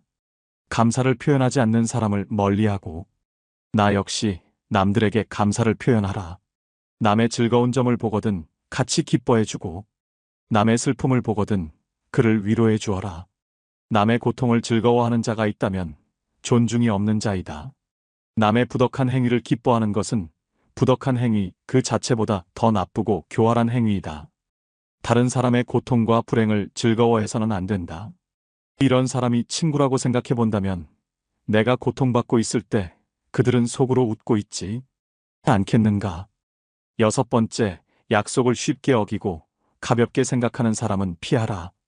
어쩔 수 없이 사정이 생겨서 약속을 한 두 번 정도는 어길 수 있다. 하지만 사정이 있더라도 미안해해야 하는 것이 인간의 도리이고 반복되지 않도록 주의해야 하는 것이 인간관계에서의 예의임에도 불구하고 약속을 어기는 것은 물론이거니와 약속을 했다는 사실조차 잊어버리고 상습적으로 약속을 어기는 사람이 있다면 그런 인간관계는 하루빨리 정리하라.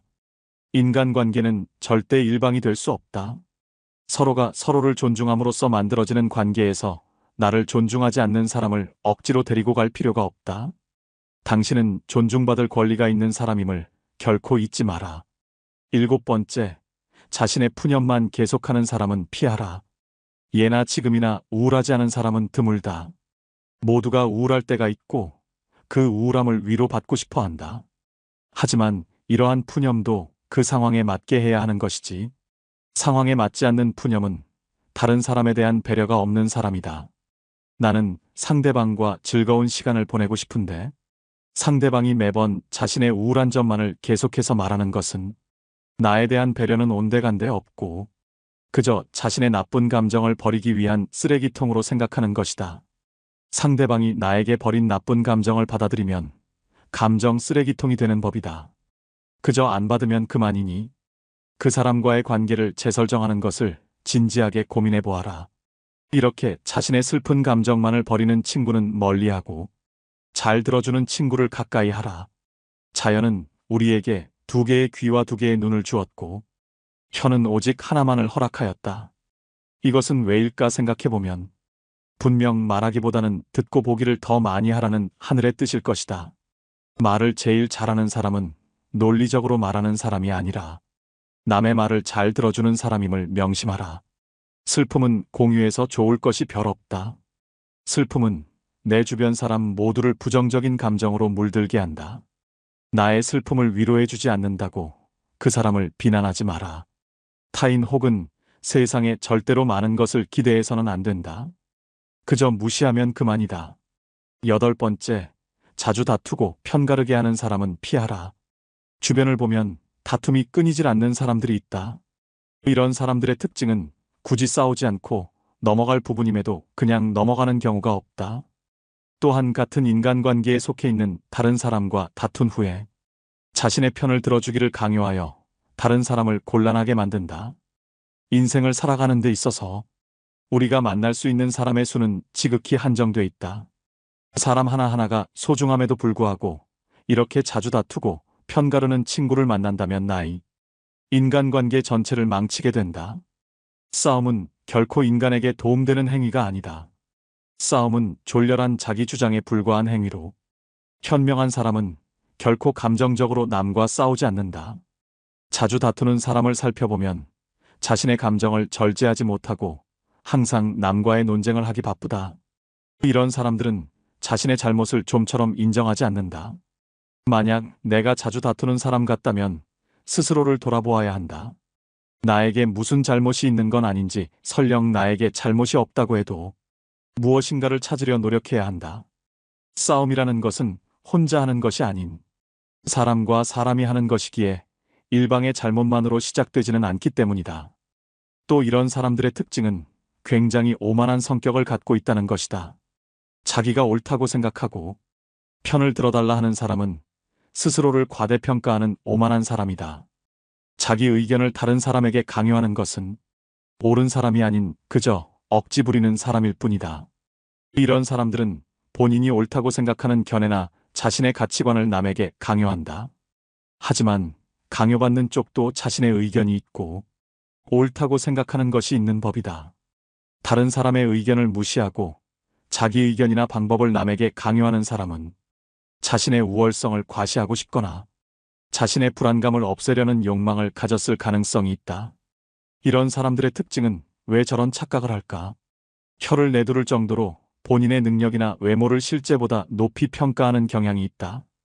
특히 불안이나 공포로부터 스스로를 지키기 위해 자신을 과대평가하는 사람은 자기 애가 상처 입지 않도록 자신을 지키는 벽을 치는데, 그로 인해 눈앞의 현실을 직시하지 못하고 현실적인 판단도 할 어쩔 수 없게 되는 법이다. 9번째, 과도하게 차기 자랑하는 사람은 피하라. 마치 자신의 우위를 과시하는 것처럼 다른 사람을 얕보고 만나면 자기 자랑만 늘어놓는 사람이 있다. 자랑거리는 자신의 입에서 나오면 오만한 사람이 될 뿐이다. 자랑 중에서도 가장 쓸데없는 자랑은 자신의 잘 나갔던 과거를 자랑하는 것이다. 옛날 이야기밖에 가진 것이 없을 때 사람은 처량해지는 법이다. 행복하고 가치 있는 삶을 사는 지혜는 지금 가지고 있는 것을 즐기는 것이다. 과거를 너무 많이 자랑하는 사람치고 지금의 삶이 행복한 사람을 본 적이 없고 행복한 미래를 그리는 것 또한 본 적이 없다. 또한 그게 무엇이든지 너무 자랑하면 그 끝에는 반드시 무슨 말썽거리가 생긴다. 무심코 내뱉은 자랑이 뜻밖의 오해를 부르거나 상대방에게 질투의 대상이 되는 경우가 많다. 주고 말고 있는 지식을 아는 체하며 그저 시끄럽게 떠벌리는 사람들은 빈 깡통은 흔들어도 소리가 나지 않고 속이 가득 차도 소리가 나지 않는 법이다. 소리가 나는 깡통은 속에 무엇이 조금 들어있을 때다. 사람도 아무것도 모르는 사람이나 많이 아는 사람은 아무 말을 하지 않지만 무엇을 조금 아는 사람이 항상 시끄럽게 말을 많이 한다. 정원을 보면 그 집의 정원사를 알 수 있다. 인간은 모두 한평생을 살아가며 정원을 가꾸는 정원사와 같다. 정원에는 갖가지 수목이 우거지고 계절마다 어김없이 꽃을 피우는 꽃밭이 있다. 또 연못이나 냇물을 만들 수도 있다. 그리고 항상 나무나 잔디 같은 것을 관리해야 한다. 입으로 자기의 공적을 자랑하고 자신을 능력 있고 훌륭한 사람으로 보이게 하는 것은 결코 어렵지 않은 일이다. 그러나 정말로 인간의 가치를 증명하는 것은 실제로 쌓아 올린 성취밖에 없다. 정원은 실제로 쌓아놓은 성취이다. 지금 막 만들기 시작한 정원이라도 한 번만 보면 믿을 수 있는 정원사인지 아닌지 알 수 있다. 또한 나 자신의 겸손함을 유지하라. 물이란 본디산 정상에 머물지 않고 계곡을 따라 서서히 흘러가는 법이다. 이처럼 진정한 미덕은 다른 사람보다 높아지려고 하는 사람에게는 결코 머무르지 않으며 겸손하고 낮아지려는 사람에게만 머무는 법이다. 자화자찬하지 마라. 자기 칭찬을 좋아하는 사람들이 있다. 남에게 자기를 칭찬하게 해도 좋으나 자기 입으로 자기를 칭찬하지 말고 자기 자신에게 배워라. 인간은 모두 스스로에게 배울 점이 차고 넘친다. 10번째, 같은 고민을 계속 말하는 사람은 피하라. 고민을 털어놓는다는 것은 조언을 듣고 싶어서라기보다는 그저 일위로를 받고 싶은 경우가 많다. 남에게 위로받고 싶은 것은 인간의 당연한 성격으로 나쁜 행동이라고 볼 수는 없다. 하지만 매번 만날 때마다 응석을 부리는 어린아이같이 매번 똑같은 고민을 말하는 사람이 있다. 또한 고민을 얘기해서 그에 맞는 조언을 해주려 해도 이미 자기가 정해둔 대답이 나올 때까지 말을 빙빙 돌리거나 화를 내면서 자신이 정한 답을 말해주길 기대하는 사람들이 있다. 다른 사람의 고민을 듣고 무조건 좋은 얘기만 해주는 것은 일시적으로는 좋을 수 있으나 결국 그 사람과 나의 인생에 도움될 것은 없다. 따라서 진짜 절친한 친구거든 진심 어린 조언을 하라. 또한 결점을 친절하게 말해주는 친구가 있다면 이런 사람은 반드시 가까이 하라. 달콤한 음식은 몸에 해롭고 입에 쓴 음식은 몸에 좋은 법이다. 말도 이와 마찬가지이다. 사람인 이상 결점이 있기 마련이다. 이런 결점을 말해주지 않고 모든 언행을 칭찬해주는 자는 나의 발전에 도움이 되지 않는다. 내가 잘못된 길로 빠지지 않도록 결점을 친절하게 말해주는 친구를 가까이 해야 한다. 오늘 지혜의 말씀 어떠셨나요? 탈무드가 말하는 인연을 끊어야 하는 인간관계 유형을 확인하다 보니 떠오르는 주변 사람이 몇몇 있습니다. 이 영상을 보시는 분들은 아마도 사람 관계에 있어 상처를 많이 받으셨던 분들이라고 생각됩니다. 저 역시도 상대를 좋아하는 마음에 계속해서 잘못을 용서해줬지만 이 진심이 전해지는 경우는 드물었습니다. 내가 이렇게 용서해주면 상대도 분명히 깨닫고 뭔가 변하겠지라고 여기겠지만 실제로 상대방에게는 만만하게 비춰지는 게 현실입니다. 정말 본인을 위한 선택이 무엇인지 잘 헤아려 보시고 과감하게 끊어야 될 인연이라면 미련 남기지 말고 놓으셨으면 좋겠습니다. 대신 주변에 좋은 사람들과 건강하고 의미 있는 관계를 다져 인간관계에 있어 만족스러운 삶을 살아가시길 소망합니다. 오늘 시작된 작은 변화가 결국은 인생을 바꿀 것입니다. 오늘의 지혜가 인생의 길잡이로서 통찰력을 깨닫는 삶의 지침이 되셨으면 좋겠습니다.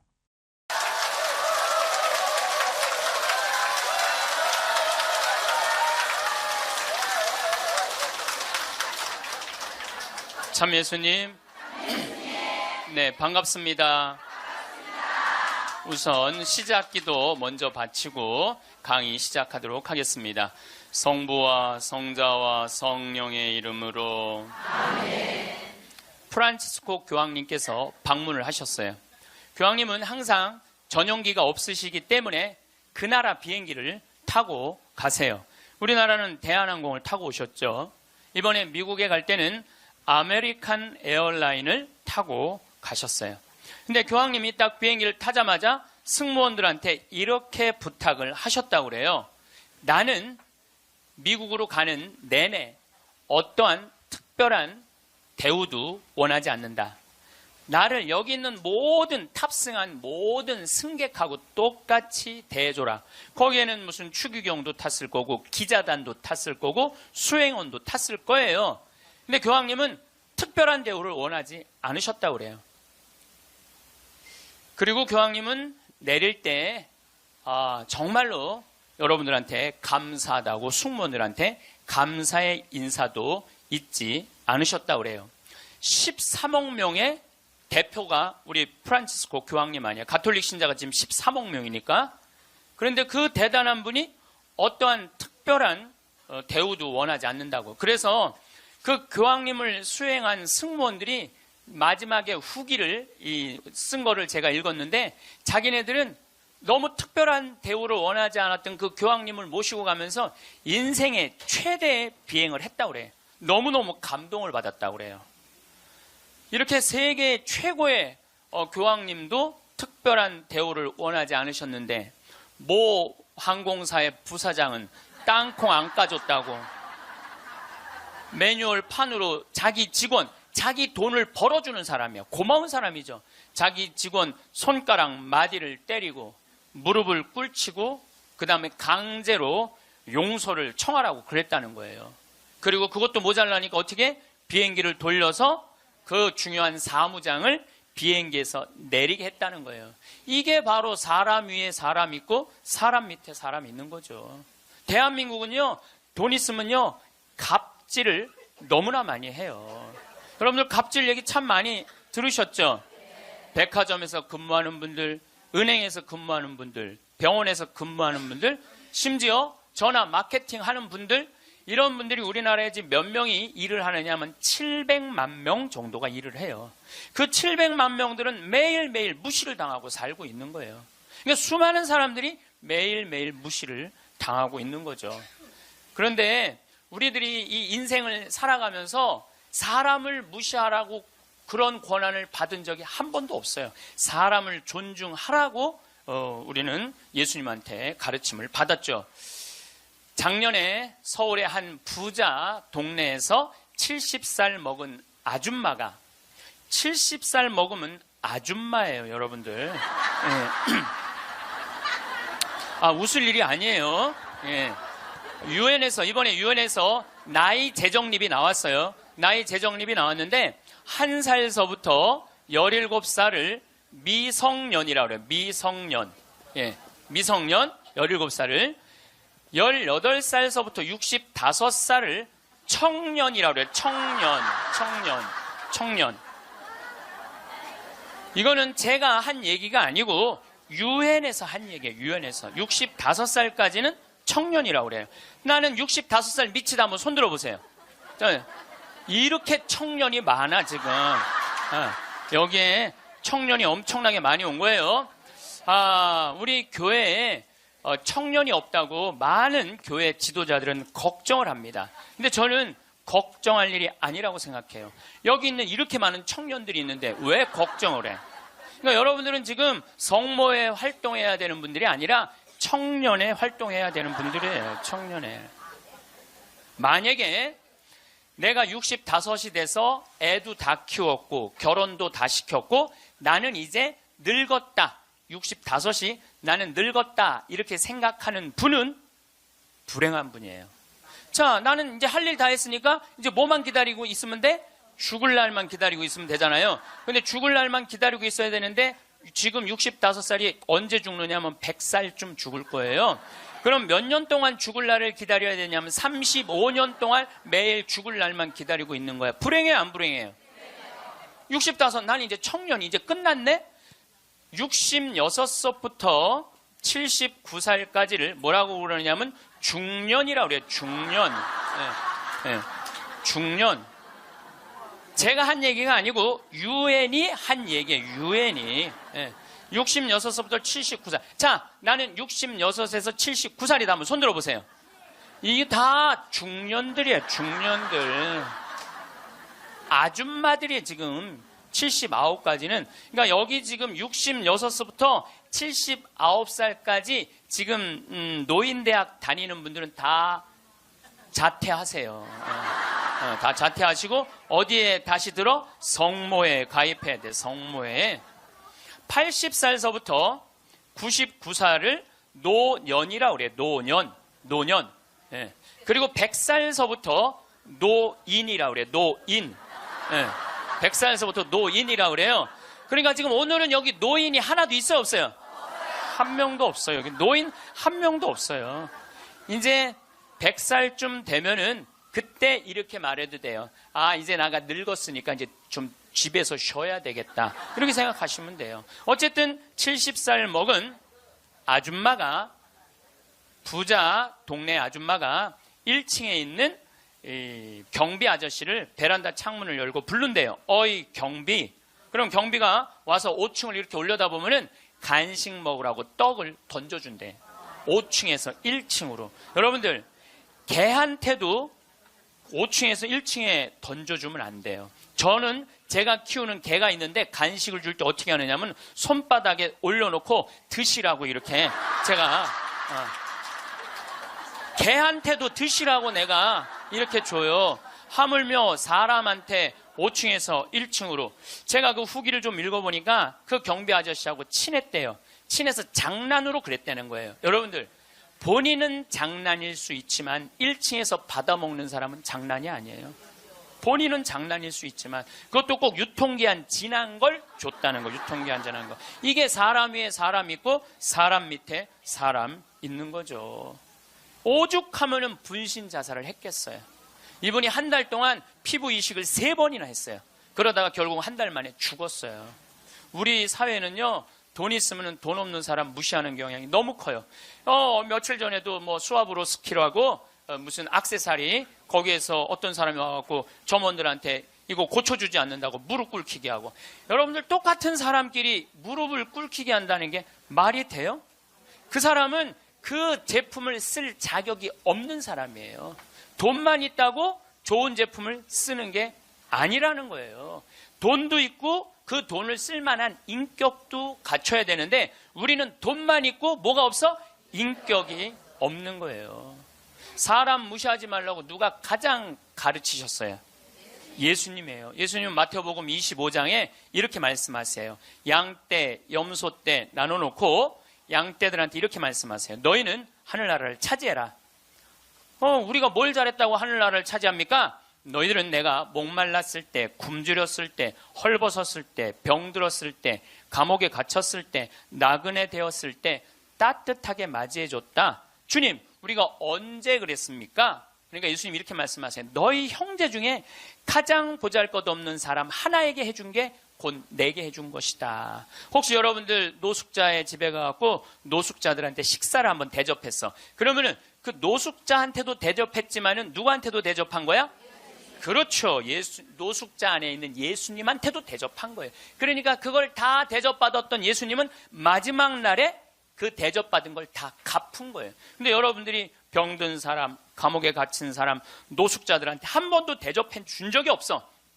마지막 날 예수님한테 받을 거 있어요, 없어요? 없어요.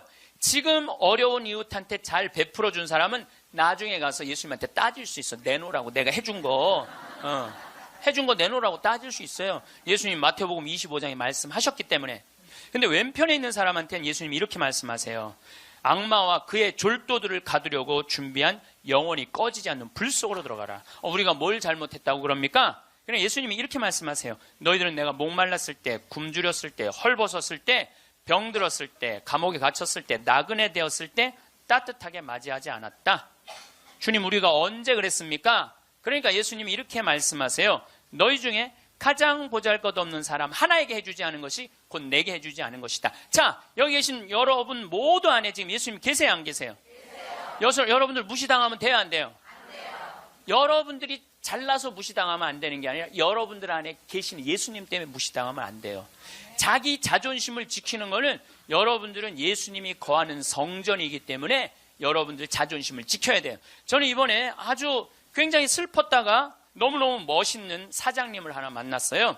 도시락 업체, 그것도 미국에서 와서 우리나라에서 사업을 하는 도시락 업체 사장님인데, 우리도 고객을 존중해야 되지만 고객도 우리를 존중해 주지 않으면 내쫓겠다 이거예요. 그 선언서를 제가 읽어드릴게요. 제목이 참 재미나요. 공정 서비스 권리 안내. 우리 직원이 고객에게 무례한 행동을 했다면 직원을 내보내겠습니다. 그러나 우리 직원에게 무례한 행동을 하시면 고객을 내보내겠습니다. 참 멋있죠? 우리 부관장 신부님이 로마 유학 갔다 오신 분이에요. 그런데 저녁에 맥주집에 이제 뭐 신학생 때 갔으니까 맥주 막 먹을 때잖아요. 맥주를 먹으니까 떨어지면 뭐라 그래? 웨이터, 웨이터 계속 불렀대요. 그랬더니 사장이 딱 오더니 나가라고 그러더래요. 그럼 왜 나가냐고 그러니까 왜 우리 직원을 종부리듯 부리느냐고. 술 떨어진 거 알면 우리가 찾아가고 필요한 거 있느냐고 물어볼 텐데 왜 내 직원을 종부리듯 부리느냐고. 이렇게 종부리듯 부리는 당신은 여기서 맥주 먹을 자격 없다고 나가라고. 근데 이게요, 유럽도 그러고 미국도 그래요. 미국도 가면은요, 아줌마 못 불러요.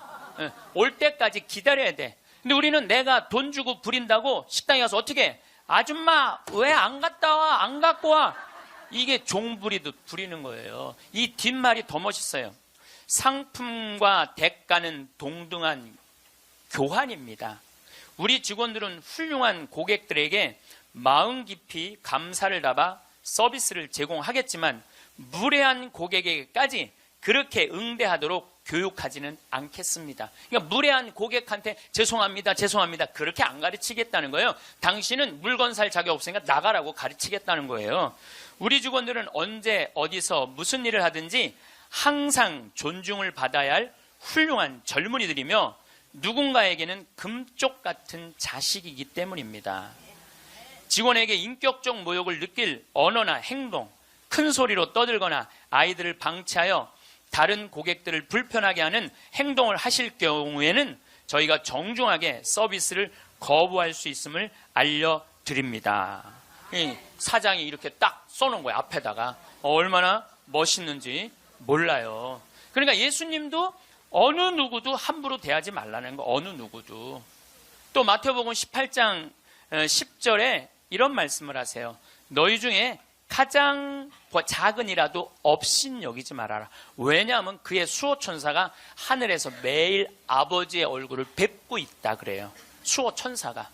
여기 계신 분들 이렇게 말씀하시는 분들 계세요. 나는 지질이 복도 없는 년이라고. 나는 남편 복도 없고 자식 복도 없는 지질이 복도 없는 년이라고. 그 지질이 복도 없는 년도 수호천사가 한 분씩 다 있다는 얘기예요. 수호천사가 한 분씩 다 있는 거예요. 그러니까 여기 계신 여러분들 전부 지금 수호천사 있어요, 없어요? 있어요. 여러분들 언제 수호천사가 여러분들 가장 곁에 있느냐면 여러분들이 성체 영화로 나올 때 수호천사가 항상 여러분들을 수호하고 나온다는 거예요. 여러분들 대단한 분들이에요. 수호천사 한 분씩 다 거느리고 있으니까. 그러니까 무시당하면 돼요, 안 돼요? 무시당하면 안 돼요. 예수님은 이 세상에 오셨을 때도 가진 자 편에 서지 않고 가지지 못한 자 편에 서세요. 부처님 아버지는 직업이 뭐죠? 부처님 아버지는 왕이었어요. 공자님 아버지는 관리였어요. 마호메트 아버지는 큰 부자 상인이었어요. 물론 마호메트 엄마가 뱃속에 있을 때 돈 벌러 나갔다 죽어요. 그래갖고 마호메트는 유복자. 예수님 아버지는 직업이 뭐예요? 목수. 그 내가 신학교 다닐 때 신론 배울 때 예수님 아버지는 성부라고, 예수님 아버지 직업은 하느님이었어요. 하느님. 예수님 양아버지 직업은 뭐예요? 목수예요. 2000년 전에 목수는 하루에 2끼 정도 먹었다고 그래요. 그러니까 가난한 집에 태어나신 거예요. 예수님은 굳이 당신이 선택해서 올 수 있었는데 굳이 가난한 집에 택해서 오신 이유는 뭐냐면 가난한 이들과 함께 하겠다는 거예요. 그리고 당신 태어날 때 천사들이 누구를 초대하느냐면 목동들을 초대해요. 야, 삼왕은 자기네들이 찾아온 거고 예수님이 초대한 건 누구냐 하면은 목동들이에요. 저기 대단한 분 태어났으니까 가봐라. 그래갖고 예수님한테 처음으로 인사를 한 사람들은 목동들이야. 우리가 알퐁소 토대의 별이라는 책을 읽어갖고 목동을 굉장히 낭만적인 사람들로 알고 있는데 중동에 가보면요, 세상에 더러운 게 목동이에요. 그래서 목동하고 상대하지 말라 그래. 도둑놈들이라고. 상대하지 말라 그래. 왜냐하면 한번 풀 뜯으러 염소 풀 뜯으러 나가면은 한 달을 돌아다녀야 되거든요. 그러니까 한 달 동안 내가 가서 보니까 머리에 떡을 칠하고 다녀요. 먹을. 냄새가 얼마나 나는지 몰라. 또 밤낮에 기온차가 많으니까 옷을 몇 겹을 입고 한 달 동안 안 빨고 그것만 입고 다니는 거예요. 그 더럽고 냄새나는 목동들을 예수님은 첫 손님으로 초대한 거예요. 이게 누구를 초대하겠다냐? 보잘것없는 사람들을 귀하게 여기겠다는 거예요. 그리고 당신 활동하실 때는 앞 못 보는 사람, 듣지 못하는 사람, 말하지 못하는 사람, 팔 오그라드는 사람, 등 굽은 여자, 다리 오그라드는 사람, 몸 썩어가는 나 환자, 몸 파는 여자, 나라 팔아먹은 세리들이랑 먹고 마시고 놀았다고 그래요. 저는 신약 성서 읽으면서 가장 가슴 떨리는 성서 구절이 뭐냐면 예수님은 그들과 먹고 마시고 놀았다. 이거를 읽으면 막 가슴이 떨려요. 여러분들, 세상에 먹고 마시고 노는 것처럼 중요한 일이 어디 있어요? 그렇죠? 여러분들 저하고 뭐 방송을 통해서 유튜브를 통해서 친숙하시죠? 친숙하다 하더라도 나하고 먹고 마시고 놀진 않잖아요. 먹고 마시고 놀 수 있는 사이는요, 친하지 않으면 못해요. 여러분들도 누구랑 먹고 마시고 놀아요? 친한 사람들이랑 먹고 마셔요. 오늘 이거 끝나고 나면 길거리에 나가고 너 오늘 나하고 먹고 마시고 놀자. 길거리에 있는 사람한테 말할 수 있어요, 없어요? 귀싸대기 맞을 거예요. 여기 오늘 같이 온 친구들하고 야, 우리 오늘 강의 끝났으니까 여기 명동에 가고 우리 먹고 마시고 놀자. 친하지 않으면 못하는 거예요. 친하지 않으면은. 그리고 먹고 마시고 노는 사이는 그 사람의 속사정을 다 알아요. 그 사람이 뭘 힘들어하는지, 그 사람의 고민이 뭔지 먹고 마시고 놀지 않으면 모르는 거예요.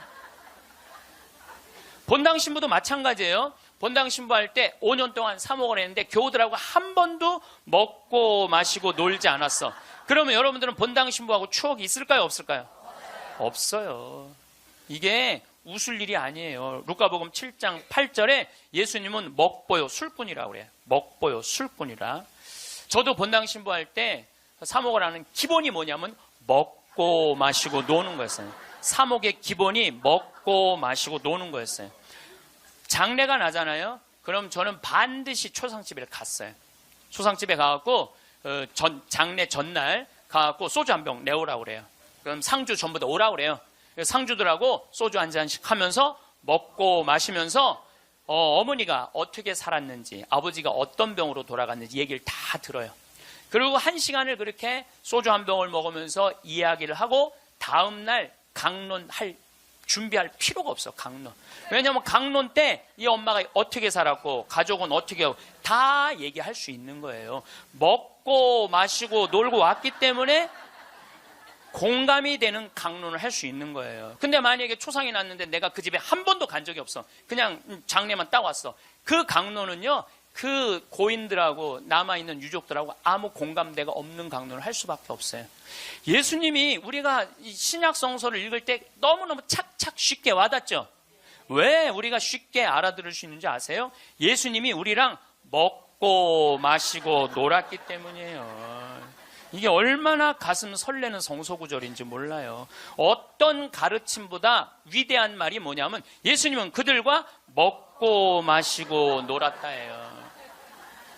저도 87년도에 시각장애자들하고 1년 동안 여기 상계동에서 먹고 마시고 놀아봐서 87년도에 내가 그분들하고 1년 동안 살면서 물어봤어요.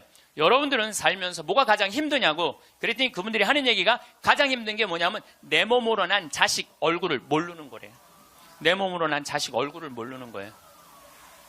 애들은 1살 때 평생 할 효도를 다 한다는 거예요. 1살 때. 여러분들 그때의 그 기쁨 평생 할. 애들은 2살 때부터 효도 안 해요. 왜 효도 안 하는 줄 아세요? 1살 때 이미 다 했어. 근데 뭘 2살 때부터 해. 혹시 지금 30살 뭐 된 자식들이 효도 안 한다고 섭섭한 그분들은 욕심이 너무 많은 거예요. 이미 그 기쁨을 다 누린 거예요.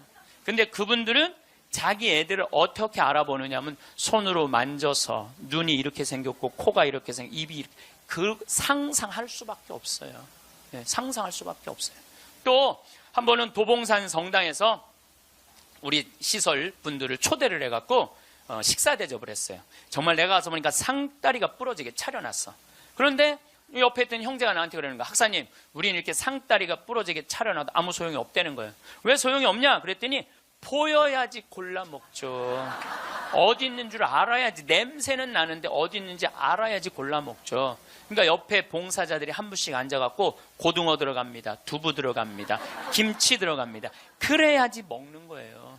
근데 우리 생태마을에 딱 음식 차려놓으면은 막 김치, 뭐 고등어 막 이제 묵은지 절여놓은 거 보면 막 이분들 막 입에 군침이 돈대. 딱 보면은 막 깍두기 쫙 빨갛게 해놓고 막 김치찌개 두부 딱 올려주면 입에 군침이 돈다는 거예요. 우린 눈으로 먹는 거예요. 먼저 눈으로 먹고 입에 군침이 도는 거예요. 이걸 영어로 뭐라고 그러냐면 My mouth is watering 그래요. 네.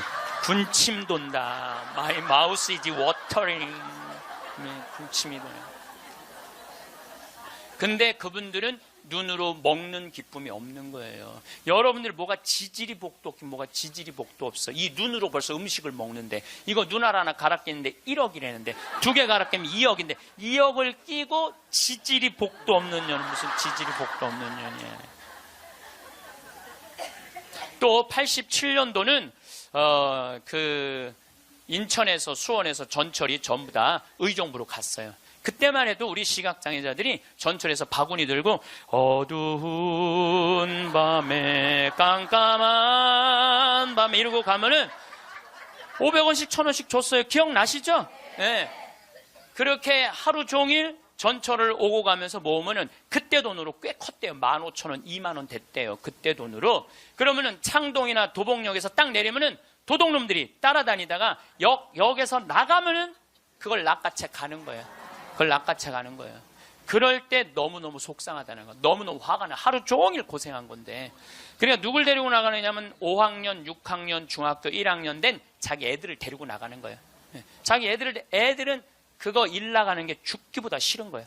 매일 그 우리 시설 마당에서 애들이 울어. 너 왜 울어? 그러면 자기 일 나가기 싫다는 거예요. 네가 무슨 일을 나가는데 애들이 얘기해 주는 거예요. 낚아채 갖고 엄마 아빠가 나 데리고 나간다고. 그럼 엄마 아빠 손 잡고 지팡이 잡고 전철 안에 왔다 갔다 하는 거 걔네들이. 그러는 수원이나 인천은 아무 상관없대요. 창동이나 도봉역에 딱 그 전철을 지나갈 때 되면 누굴 만나냐면 반 친구들을 만나는 거예요. 반 친구들이 그걸 보고 다음날 학교 가고 다 소문을 내는 거예요. 제 엄마 손잡고 구걸하러 다닌다고. 얼마나 그 나이에 자존심이 상해요. 그러니까 내가 그들과 먹고 1년 동안 먹고 마시고 놀지 않았으면 그분들의 아픔을 몰랐을 거예요. 예수님은 이 세상에 오셔서 3년 동안 정말 가지지 못한 사람이나 가진 사람이나 누구하고 먹고 마시고 놀았어요.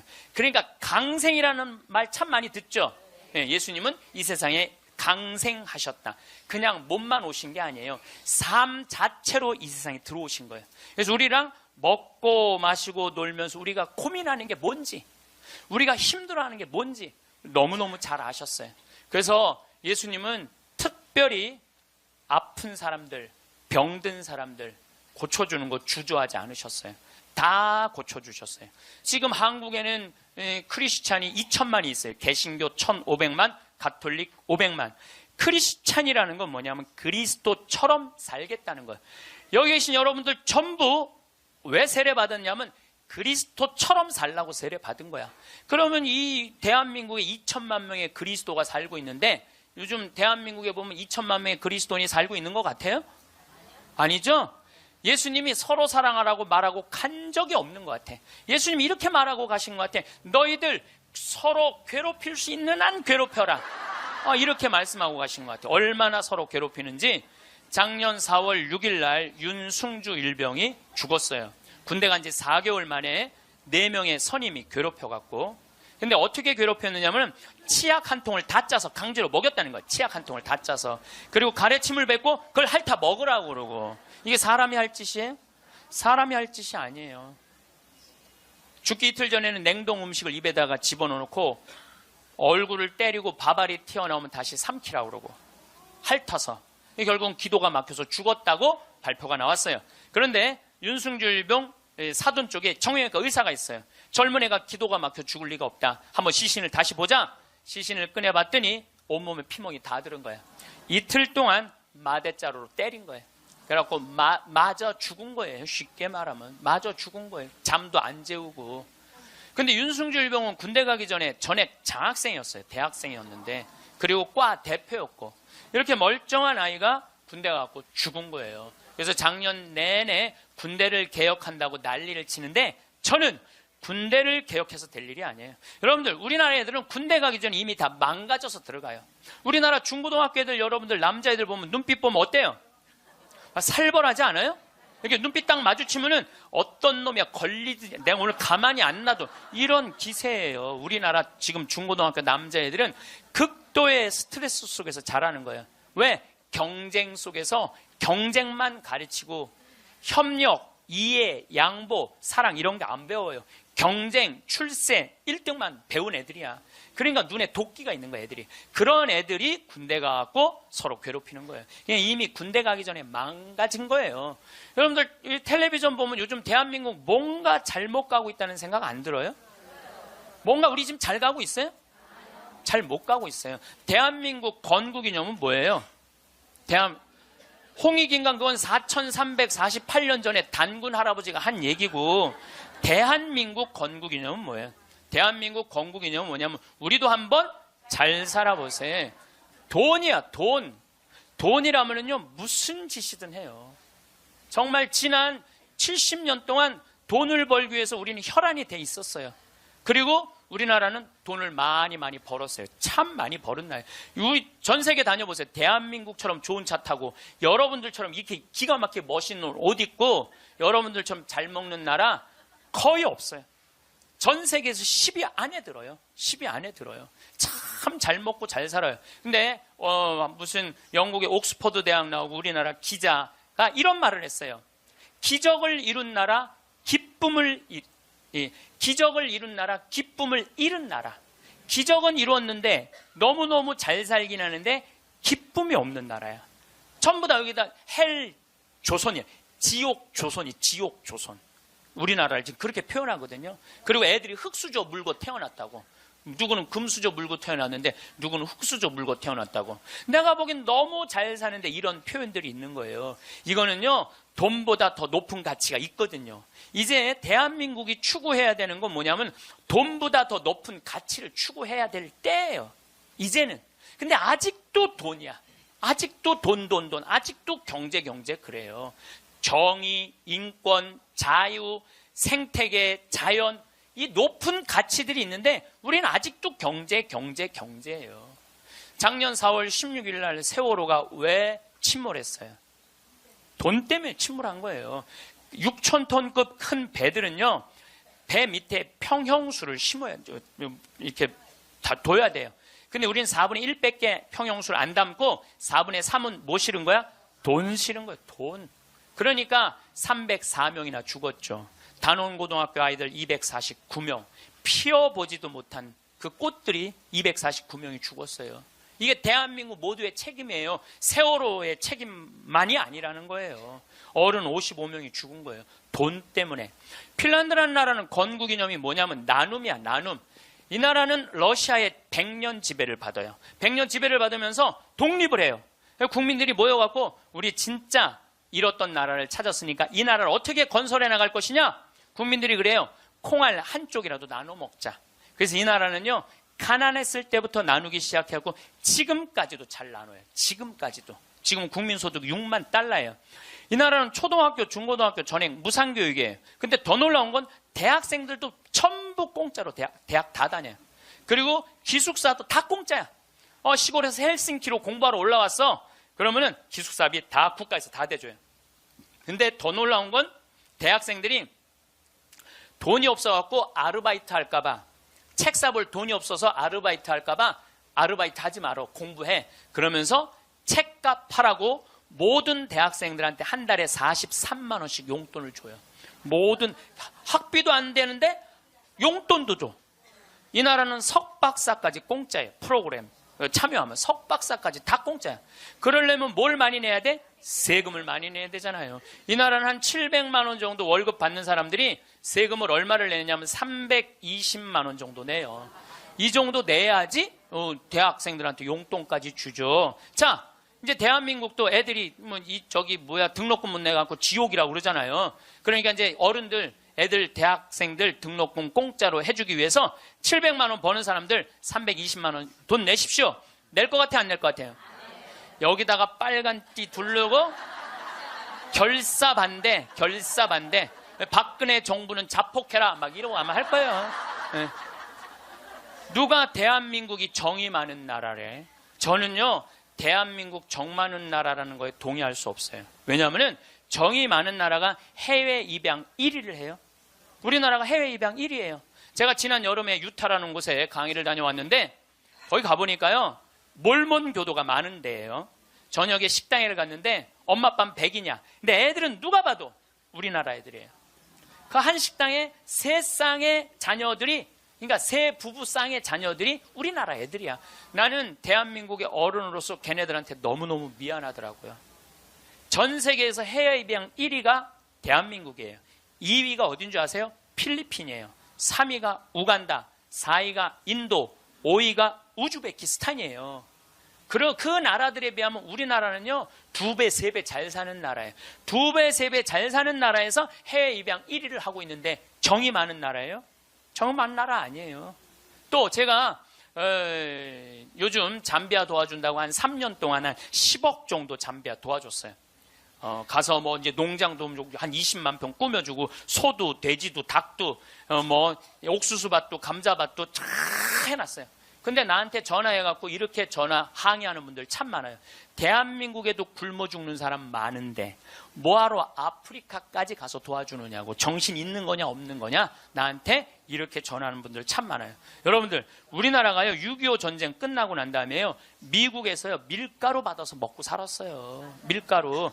그래서 우리 천주교하고 밀가루하고 인연이 많아요. 정부를 못 믿으니까 밀가루를 어디다 줬어? 성당에 다 갖다 줬어요. 그래서 성당에서 나눠줬어요. 그래서 옛날에는 밀가루 받아 먹으려고 세례 받는다 그래서 밀가루 신자라는 말까지 나왔어요.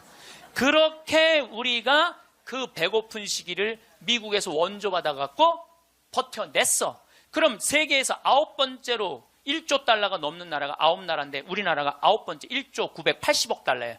그렇게 잘 사는 나라가 아프리카의 나라 도와주는 건 당연한 거예요. 받았으면 줘야지. 받고 우린 꿀떡하고 끝나고 있어요. 근데 그게 OECD 국가 중에 가난한 나라 안 도와주기로 우리나라가 1등이에요. 뭐가 정이 많은 나라예요. 말로만 정 많으면 다예요. 정이 많은 나라가 아니에요. 내가 지지난주에 동창 모임에 사회복지시설 운영하는 신부님을 만났어요. 기가 막힌 얘기를 들었어요. 어떤 얘기를 들었느냐면 서울의 한 시내 한복판에 지적장애자들 작업장을 학교에, 중학교에 만들려는데 주민이 반대하는 거예요. 그랬대요. 우리 동네 쓰레기 처리장은 들어와도 지적장애자 작업장은 못 들어온다. 참. 아니, 걔네들 얼마나 이 삶에 목말라 하는 애들인데 걔네들을 우리 동네에서 받아들였고 우리 동네에서 보호를 해줘야지. 심지어 어떤 주민은 이렇게 말했다고 그래요. 우리 동네 핵시설은 들어와도 지적장애자 시설은 못 들어온다. 이게 우리가요, 철저하게 이기적인 거, 님비라고 그래, 님비. 요즘 우리 평창에는 동계올림픽 때문에 도로가 뻥뻥 나요. 근데 우리 생태마을 바로 옆에 도로가 나요. 근데 거기를 터널을 뚫어요. 강의 중에 다이나믹 터질 때 막 건물이 울려요. 그래서 사람들이 와서 나한테 그래요. 신부님, 저렇게 바로 터널을 뚫는데 반대 안 하시느냐고? 내가 이렇게 말해요. 저거 반대하려면 5년 정도 걸려. 매일 도로에 들어놓아야 돼. 나는 내 인생 매일 도로에 들어놓기 내 인생이 너무 아까워. 그리고 일하는 우리 옆으로 지나가는 거, 일하는 마을로 지나가는 거예요. 그럼 내가 반대한다고 칩시다. 그러면 이 안은 누구한테로 지나가는 거야? 마을로 지나가는 거예요. 그럼 우리 내 옆길은 안 되고 옆에 마을은 괜찮고. 이게 이기적인 거, 이기적인 거. 누가 우리 부로 정이 많은 나라라고 그래요. 1970년대 우리 이 구로공단에서 동대문에서 노동자들이 이제 돈 많이 벌으니까 우리 좀 나눠주라. 그러니까 정부에서 어떻게 이 국가가 지금 잘 살아야 된다. 그래갖고 잡아 죽이고 고문하고 그랬어요. 그러면서 나중에 잘 살게 되면 그때서 너희들한테 잘해줘. 나중에 잘해줘요. 나중에 잘해주겠다고. 그래서 대기업 중심으로 정책을 폈어요. 그런데 지금 대한민국 잘 살아요, 못 살아요? 잘 살아요. 외환보유가 세계 6위예요. 3,600억 달러. 그 다음에 10대 기내 사내 보유금은 5천억 달러, 515조. 근데 지금 나눠요, 안 나눠요? 안 나누잖아요. 호주만 해도 광부들이 연봉이 얼마냐면 1억 2천이에요. 광부들이. 내가 지금 호주에 나오고 같이 봉사활동 다니는 치과의사, 우리 요한 바오로 치과의사가 있는데 어저께 나한테 한 얘기예요. 신부님, 호주에는 배관공, 전기공, 목수가 저보다 돈 더 많이 벌어요. 아주 능력 있는 치과의사인데 돈 더 많이 번다는 거예요. 그러니까 노동자가 잘 사는 나라가 행복한 나라예요. 예. 나중에 나눠주긴 언제 나눠줘. 나중에는 다 굶어 죽고 난 다음에 나눠줘요. 나누려면 언제 나눠야 돼? 지금 나눠야 돼. 지금. 내가 성당 질 때도 부자들한테 신축 헌금 좀 하시죠. 그럼 신부님 나중에 땅 팔리면 할게요. 나중에 땅 팔리면 할게요. 이런 분들은요 절대 안 해요. 착한 일도 많은 사람들, 신부님 내가 나중에 돈 벌면 할게요. 이런 사람들은 착한 일 안 하겠다는 사람들이에요. 지금 하지 않으면 나중에는 못 하는 거예요. 나중에는. 지금 해야 돼. 하려면 지금 해야 돼요. 마침 기도 벌써 시간이 45분이나 됐어요. 마침 기도 제가 신약 성서의 예수님은요 서로 사랑하라는 말보다는 남을 무시하지 말라는 말을 훨씬 많이 하셨어요. 남을 무시하지 말라는 말을. 이 사람을 무시하지 말고 어린아이를 무시하지 말고 가난한 사람을 무시하지 말고 이 이야기를 훨씬 많이 하셨어요. 그러니까 사람을 귀하게 여기라는 얘기예요. 성부와 성자와 성령의 이름으로 아멘. 작은 이들을 업신 여기지 마라. 너희는 이 작은 이들 가운데 하나라도 업신 여기지 않도록 주의하여라. 내가 너희에게 말한다. 하늘에서 그들의 천사들이 하늘에 계신 내 아버지의 얼굴을 늘 보고 있다.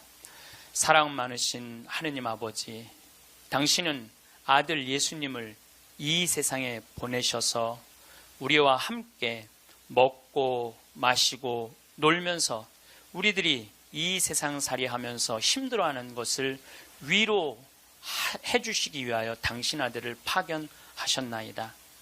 그 거룩한 예수 성심을 닮아 우리들도 생활 안에서 만나는 우리 주위 사람들 무시하지 않고 그들을 존중하고 그들 안에 있는 예수님의 모습을 찾아내어 그들을 존중할 수 있는 그러한 지혜 허락하소서. 영광이 성부와 성자와 성령께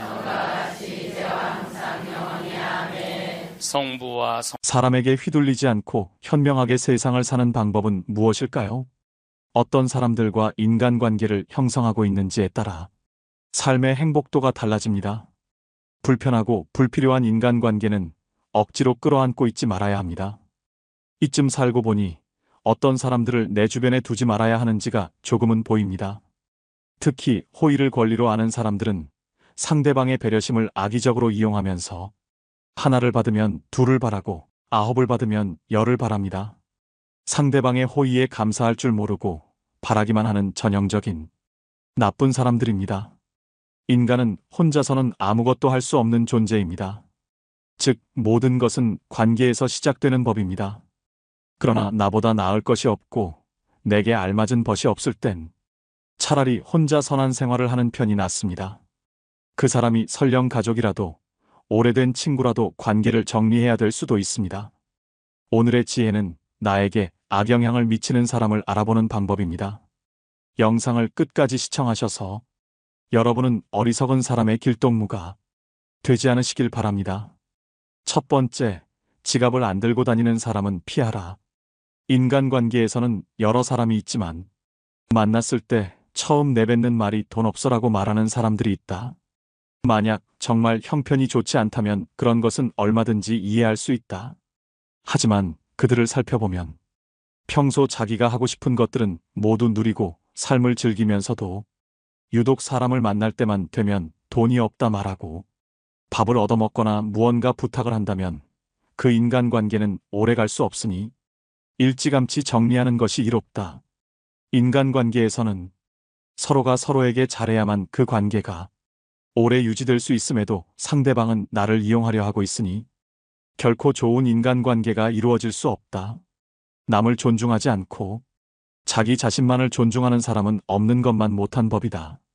두 번째, 자기 필요할 때만 연락하는 사람은 피하라. 인간관계에서 자주 만나거나 연락을 하고 친하지 않는 사이인데 어쩌다 연락이 오면 서로 안부도 묻지 않고 자신의 요구만 말하는 사람이 있다. 평소에는 연락이 없다가도 자기가 필요할 때만 연락하는 사람은 친구라고 할 수 없는 사람이다. 이런 사람은 즉시 손절하는 것이 이롭다. 부탁을 들어준다는 것은 나의 재산이나 시간을 써서 남에게 이득을 주는 행동이므로 굉장히 조심스러워야 함에도 불구하고 자주 접하지도 않는 사람에게 이러한 부탁을 하는 사람은 굉장히 뻔뻔하고 자기중심적인 사람일 가능성이 높다. 더 이상 이용당하지 말고 과감하게 잘라내라. 세 번째, 종교나 정치적 신념을 강요하는 사람은 피하라. 사람은 모두가 같을 수는 없다. 결국 사람 간의 관계는 서로의 다름을 인정하고 다른 사이에서 관계의 가치를 얻어가는 것이다. 따라서 크게 아무리 자신에게 좋다 한들 남에게 강요해서는 안 되는 법이지만 그 중에서도 종교나 정치적인 신념은 결코 강요해서는 안 된다. 이런 사람을 계속 만나는 것은 매우 피곤한 일이고 실제로도 인간관계에서 신념으로 인해 다툼이 일어나고 주먹다짐으로 번지기까지 한다. 이런 사람들을 맞춰주기 위해서는 내 신념을 속이던지 신념을 포기해야만 한다. 이런 사람과 의미 없이 논쟁하지 마라. 현명한 사람들은 어떠한 상황에서도 상대방 진심을 짓밟는 의미 없는 논쟁은 하지 않는다. 그게 어떤 주제가 됐든지 간에 논쟁이 시작되면 서로는 원래 성격보다 자기 관점을 더 세게 고집하기 십상이다. 사실 이러한 논쟁은 아무런 의미도 없고 필요도 없다. 논쟁에서 졌다면 그저 할 말이 없다. 한편 상대방을 철저히 눌러 이겼다. 한들 무슨 소용이 있으랴? 그것은 일시적으로 승리를 거둔 것일 뿐 그 승리의 쾌감은 결코 오래가지 못한다. 이뿐만 아니라 가장 큰 문제점은 논쟁에서의 승리를 상대방의 자존심을 짓밟은 대가로 얻었다는 것이다. 남의 체면을 깎아 얻은 승리 때문에 상대로부터 원한을 사서 언젠가 큰 화를 당할지도 모르는 일이다. 네 번째에 만났을 때 괴로운 친구는 피하라. 우리 인간관계에서는 친구와 약속을 정하면 취소가 되길 바라는 마음이 들고 만나도 크게 재미도 없고 핑계를 대서라도 집에 있고 싶어지는 그런 친구가 생기기 마련이다. 처음에는 만나면 즐거웠던 친구가 점점 재미없어지고 나와 안 맞는 것 같다는 생각이 들면 인간관계를 정리해야 하는 하나의 신호로 받아들여도 좋다. 왜냐하면 살아가는 세월 동안 그 친구도 변했고 나도 많이 변했을 것이다. 예전에는 함께 생활하며 그 친구와 닮은 점도 많았을 것이고 교우관계도 비슷했을 테지만 결국에는 접하는 사람들도 달라지고 마주치는 상황도 크게 달라졌다. 그렇기에 예전에는 만나면 즐거웠던 사람도 나이가 들수록 안 맞는다고 느끼는 것이다. 내가 귀찮고 힘들어하는 만큼 그 친구 또한 나를 만나는 것을 귀찮고 힘들어할 가능성이 없을 수 없다. 인간관계는 일방이 아닌 쌍방이기 때문이다. 따라서 그와 나 자신을 위해서라도 조금씩 연락을 멀리하며 서서히 거리를 두는 것이 어떨지 진지하게 고민해보는 것이 좋다. 5번째, 남의 고민을 가볍게 여기는 사람은 피하라. 이 세상에 무거운 고민과 가벼운 고민은 따로 존재하지 않는다. 내가 느끼기에 별게 아닌 고민도 남에게는 죽는 것이 나을 정도로 힘든 상황일 수도 있기 때문이다. 왜냐하면 삶의 무게는 상대적이라. 사람마다 각자가 느끼는 삶의 무게는 제각각 다르기 때문이다. 이러한 사실에도 불구하고 항상 자신의 고민만 중요하고 남의 고민 앞에서는 그런 거 가지고 뭘 그러냐는 태도로 일관하거나 남의 고민을 두고 너가 멘탈이 약해서 그래라는 둥 배려가 없이 자기 하고 싶은 대로 말하는 친구와는 계속해서 고민을 나누거나 기쁨을 나눌 필요가 없다. 남을 존중하지 않고 자기 자신만을 존중하는 사람은 없는 것만 못한 법이다. 나 외 다른 사람을 존중하라. 상대방이 어떤 사람이든 그 사람을 고유의 인격체로서 존중해 주어야 그 사람의 마음을 열 수 있다. 아주 어린 아이조차도 자신을 존중하는지 아닌지를 100% 직감할 수 있거늘 사람 간의 기본적인 존중이 없는 사람이 세상에는 정말 많다. 남을 존중하는 가장 쉬운 방법은 그 사람에게 마음을 표현하는 것이다. 마음을 표현하지 못하는 사람은 가깝게 두지 말고 내 자신이 그렇다면 고쳐라. 고마우면 고맙다고, 미안하면 미안하다고 큰 소리로 말하는 것이 올바른 인간관계의 기본인 법이다. 감사할 때 마음으로 고맙다고 생각하는 것은 감사 인사가 아니다. 남이 내 마음속까지 읽을 만큼 한가하지 않다. 감사를 표현하지 않는 사람을 멀리하고 나 역시 남들에게 감사를 표현하라. 남의 즐거운 점을 보거든 같이 기뻐해주고 남의 슬픔을 보거든 그를 위로해 주어라. 남의 고통을 즐거워하는 자가 있다면 존중이 없는 자이다. 남의 부덕한 행위를 기뻐하는 것은 부덕한 행위 그 자체보다 더 나쁘고 교활한 행위이다. 다른 사람의 고통과 불행을 즐거워해서는 안 된다. 이런 사람이 친구라고 생각해 본다면 내가 고통받고 있을 때 그들은 속으로 웃고 있지 않겠는가? 6번째, 약속을 쉽게 어기고 가볍게 생각하는 사람은 피하라. 어쩔 수 없이 사정이 생겨서 약속을 한 2번 정도는 어길 수 있다. 하지만 사정이 있더라도 미안해해야 하는 것이 인간의 도리이고 반복되지 않도록 주의해야 하는 것이 인간관계에서의 예의임에도 불구하고 약속을 어기는 것은 물론이거니와 약속을 했다는 사실조차 잊어버리고 상습적으로 약속을 어기는 사람이 있다면 그런 인간관계는 하루빨리 정리하라. 인간관계는 절대 일방이 될 수 없다. 서로가 서로를 존중함으로써 만들어지는 관계에서 나를 존중하지 않는 사람을 억지로 데리고 갈 필요가 없다. 당신은 존중받을 권리가 있는 사람임을 결코 잊지 마라. 7번째, 자신의 푸념만 계속하는 사람은 피하라. 예나 지금이나 우울하지 않은 사람은 드물다. 모두가 우울할 때가 있고 그 우울함을 위로받고 싶어 한다. 하지만 이러한 푸념도 그 상황에 맞게 해야 하는 것이지. 상황에 맞지 않는 푸념은 다른 사람에 대한 배려가 없는 사람이다. 나는 상대방과 즐거운 시간을 보내고 싶은데 상대방이 매번 자신의 우울한 점만을 계속해서 말하는 것은 나에 대한 배려는 온데간데 없고 그저 자신의 나쁜 감정을 버리기 위한 쓰레기통으로 생각하는 것이다. 상대방이 나에게 버린 나쁜 감정을 받아들이면 감정 쓰레기통이 되는 법이다. 그저 안 받으면 그만이니 그 사람과의 관계를 재설정하는 것을 진지하게 고민해 보아라. 이렇게 자신의 슬픈 감정만을 버리는 친구는 멀리하고 잘 들어주는 친구를 가까이 하라. 자연은 우리에게 2개의 귀와 2개의 눈을 주었고 혀는 오직 하나만을 허락하였다. 이것은 왜일까 생각해보면 분명 말하기보다는 듣고 보기를 더 많이 하라는 하늘의 뜻일 것이다. 말을 제일 잘하는 사람은 논리적으로 말하는 사람이 아니라 남의 말을 잘 들어주는 사람임을 명심하라. 슬픔은 공유해서 좋을 것이 별 없다. 슬픔은 내 주변 사람 모두를 부정적인 감정으로 물들게 한다. 나의 슬픔을 위로해주지 않는다고 그 사람을 비난하지 마라. 타인 혹은 세상에 절대로 많은 것을 기대해서는 안 된다.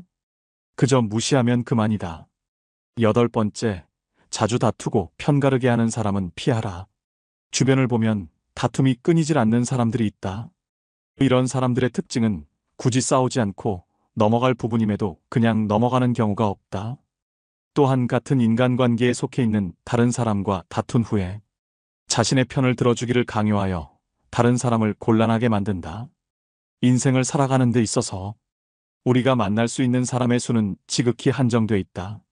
사람 하나하나가 소중함에도 불구하고 이렇게 자주 다투고 편가르는 친구를 만난다면 인간관계 전체를 망치게 된다. 싸움은 결코 인간에게 도움되는 행위가 아니다. 싸움은 졸렬한 자기 주장에 불과한 행위로, 현명한 사람은 결코 감정적으로 남과 싸우지 않는다. 자주 다투는 사람을 살펴보면 자신의 감정을 절제하지 못하고 항상 남과의 논쟁을 하기 바쁘다. 이런 사람들은 자신의 잘못을 좀처럼 인정하지 않는다. 만약 내가 자주 다투는 사람 같다면 스스로를 돌아보아야 한다. 나에게 무슨 잘못이 있는 건 아닌지, 설령 나에게 잘못이 없다고 해도 무엇인가를 찾으려 노력해야 한다. 싸움이라는 것은 혼자 하는 것이 아닌 사람과 사람이 하는 것이기에 일방의 잘못만으로 시작되지는 않기 때문이다. 또 이런 사람들의 특징은 굉장히 오만한 성격을 갖고 있다는 것이다. 자기가 옳다고 생각하고 편을 들어달라 하는 사람은 스스로를 과대평가하는 오만한 사람이다. 자기 의견을 다른 사람에게 강요하는 것은 옳은 사람이 아닌 그저 억지 부리는 사람일 뿐이다. 이런 사람들은 본인이 옳다고 생각하는 견해나 자신의 가치관을 남에게 강요한다. 하지만 강요받는 쪽도 자신의 의견이 있고 옳다고 생각하는 것이 있는 법이다. 다른 사람의 의견을 무시하고 자기 의견이나 방법을 남에게 강요하는 사람은 자신의 우월성을 과시하고 싶거나 자신의 불안감을 없애려는 욕망을 가졌을 가능성이 있다. 이런 사람들의 특징은 왜 저런 착각을 할까? 혀를 내두를 정도로 본인의 능력이나 외모를 실제보다 높이 평가하는 경향이 있다. 특히 불안이나 공포로부터 스스로를 지키기 위해 자신을 과대평가하는 사람은 자기애가 상처 입지 않도록 자신을 지키는 벽을 치는데, 그로 인해 눈앞의 현실을 직시하지 못하고 현실적인 판단도 할 어쩔 수 없게 되는 법이다. 9번째, 과도하게 차기 자랑하는 사람은 피하라. 마치 자신의 우위를 과시하는 것처럼 다른 사람을 얕보고 만나면 자기 자랑만 늘어놓는 사람이 있다. 자랑거리는 자신의 입에서 나오면 오만한 사람이 될 뿐이다. 자랑 중에서도 가장 쓸데없는 자랑은 자신의 잘나갔던 과거를 자랑하는 것이다. 옛날 이야기밖에 가진 것이 없을 때 사람은 처량해지는 법이다. 행복하고 가치 있는 삶을 사는 지혜는 지금 가지고 있는 것을 즐기는 것이다. 과거를 너무 많이 자랑하는 사람치고 지금의 삶이 행복한 사람을 본 적이 없고 행복한 미래를 그리는 것 또한 본 적이 없다. 또한 그게 무엇이든지 너무 자랑하면 그 끝에는 반드시 무슨 말썽거리가 생긴다. 무심코 내뱉은 자랑이 뜻밖의 오해를 부르거나 상대방에게 질투의 대상이 되는 경우가 많다. 주고 말고 있는 지식을 아는 체하며 그저 시끄럽게 떠벌리는 사람들은 빈 깡통은 흔들어도 소리가 나지 않고 속이 가득 차도 소리가 나지 않는 법이다. 소리가 나는 깡통은 속에 무엇이 조금 들어있을 때다. 사람도 아무것도 모르는 사람이나 많이 아는 사람은 아무 말을 하지 않지만 무엇을 조금 아는 사람이 항상 시끄럽게 말을 많이 한다. 정원을 보면 그 집의 정원사를 알 수 있다. 인간은 모두 한평생을 살아가며 정원을 가꾸는 정원사와 같다. 정원에는 갖가지 수목이 우거지고 계절마다 어김없이 꽃을 피우는 꽃밭이 있다. 또 연못이나 냇물을 만들 수도 있다. 그리고 항상 나무나 잔디 같은 것을 관리해야 한다. 입으로 자기의 공적을 자랑하고 자신을 능력 있고 훌륭한 사람으로 보이게 하는 것은 결코 어렵지 않은 일이다. 그러나 정말로 인간의 가치를 증명하는 것은 실제로 쌓아 올린 성취밖에 없다. 정원은 실제로 쌓아놓은 성취이다. 지금 막 만들기 시작한 정원이라도 한 번만 보면 믿을 수 있는 정원사인지 아닌지 알 수 있다. 또한 나 자신의 겸손함을 유지하라. 물이란 본디산 정상에 머물지 않고 계곡을 따라 서서히 흘러가는 법이다. 이처럼 진정한 미덕은 다른 사람보다 높아지려고 하는 사람에게는 결코 머무르지 않으며 겸손하고 낮아지려는 사람에게만 머무는 법이다. 자화자찬하지 마라. 자기 칭찬을 좋아하는 사람들이 있다. 남에게 자기를 칭찬하게 해도 좋으나 자기 입으로 자기를 칭찬하지 말고 자기 자신에게 배워라. 인간은 모두 스스로에게 배울 점이 차고 넘친다. 10번째, 같은 고민을 계속 말하는 사람은 피하라. 고민을 털어놓는다는 것은 조언을 듣고 싶어서라기보다는 그저 일위로를 받고 싶은 경우가 많다. 남에게 위로받고 싶은 것은 인간의 당연한 성격으로 나쁜 행동이라고 볼 수는 없다. 하지만 매번 만날 때마다 응석을 부리는 어린아이같이 매번 똑같은 고민을 말하는 사람이 있다. 또한 고민을 얘기해서 그에 맞는 조언을 해주려 해도 이미 자기가 정해둔 대답이 나올 때까지 말을 빙빙 돌리거나 화를 내면서 자신이 정한 답을 말해주길 기대하는 사람들이 있다. 다른 사람의 고민을 듣고 무조건 좋은 얘기만 해주는 것은 일시적으로는 좋을 수 있으나 결국 그 사람과 나의 인생에 도움될 것은 없다. 따라서 진짜 절친한 친구거든 진심 어린 조언을 하라. 또한 결점을 친절하게 말해주는 친구가 있다면 이런 사람은 반드시 가까이 하라. 달콤한 음식은 몸에 해롭고 입에 쓴 음식은 몸에 좋은 법이다. 말도 이와 마찬가지이다. 사람인 이상 결점이 있기 마련이다. 이런 결점을 말해주지 않고 모든 언행을 칭찬해주는 자는 나의 발전에 도움이 되지 않는다.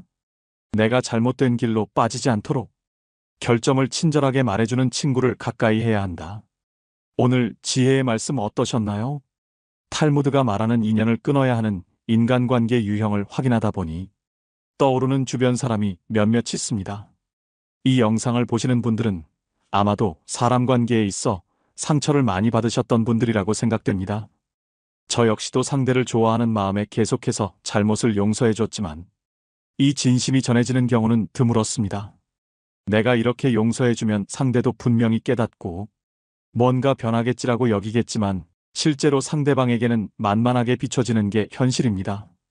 정말 본인을 위한 선택이 무엇인지 잘 헤아려 보시고 과감하게 끊어야 될 인연이라면 미련 남기지 말고 놓으셨으면 좋겠습니다.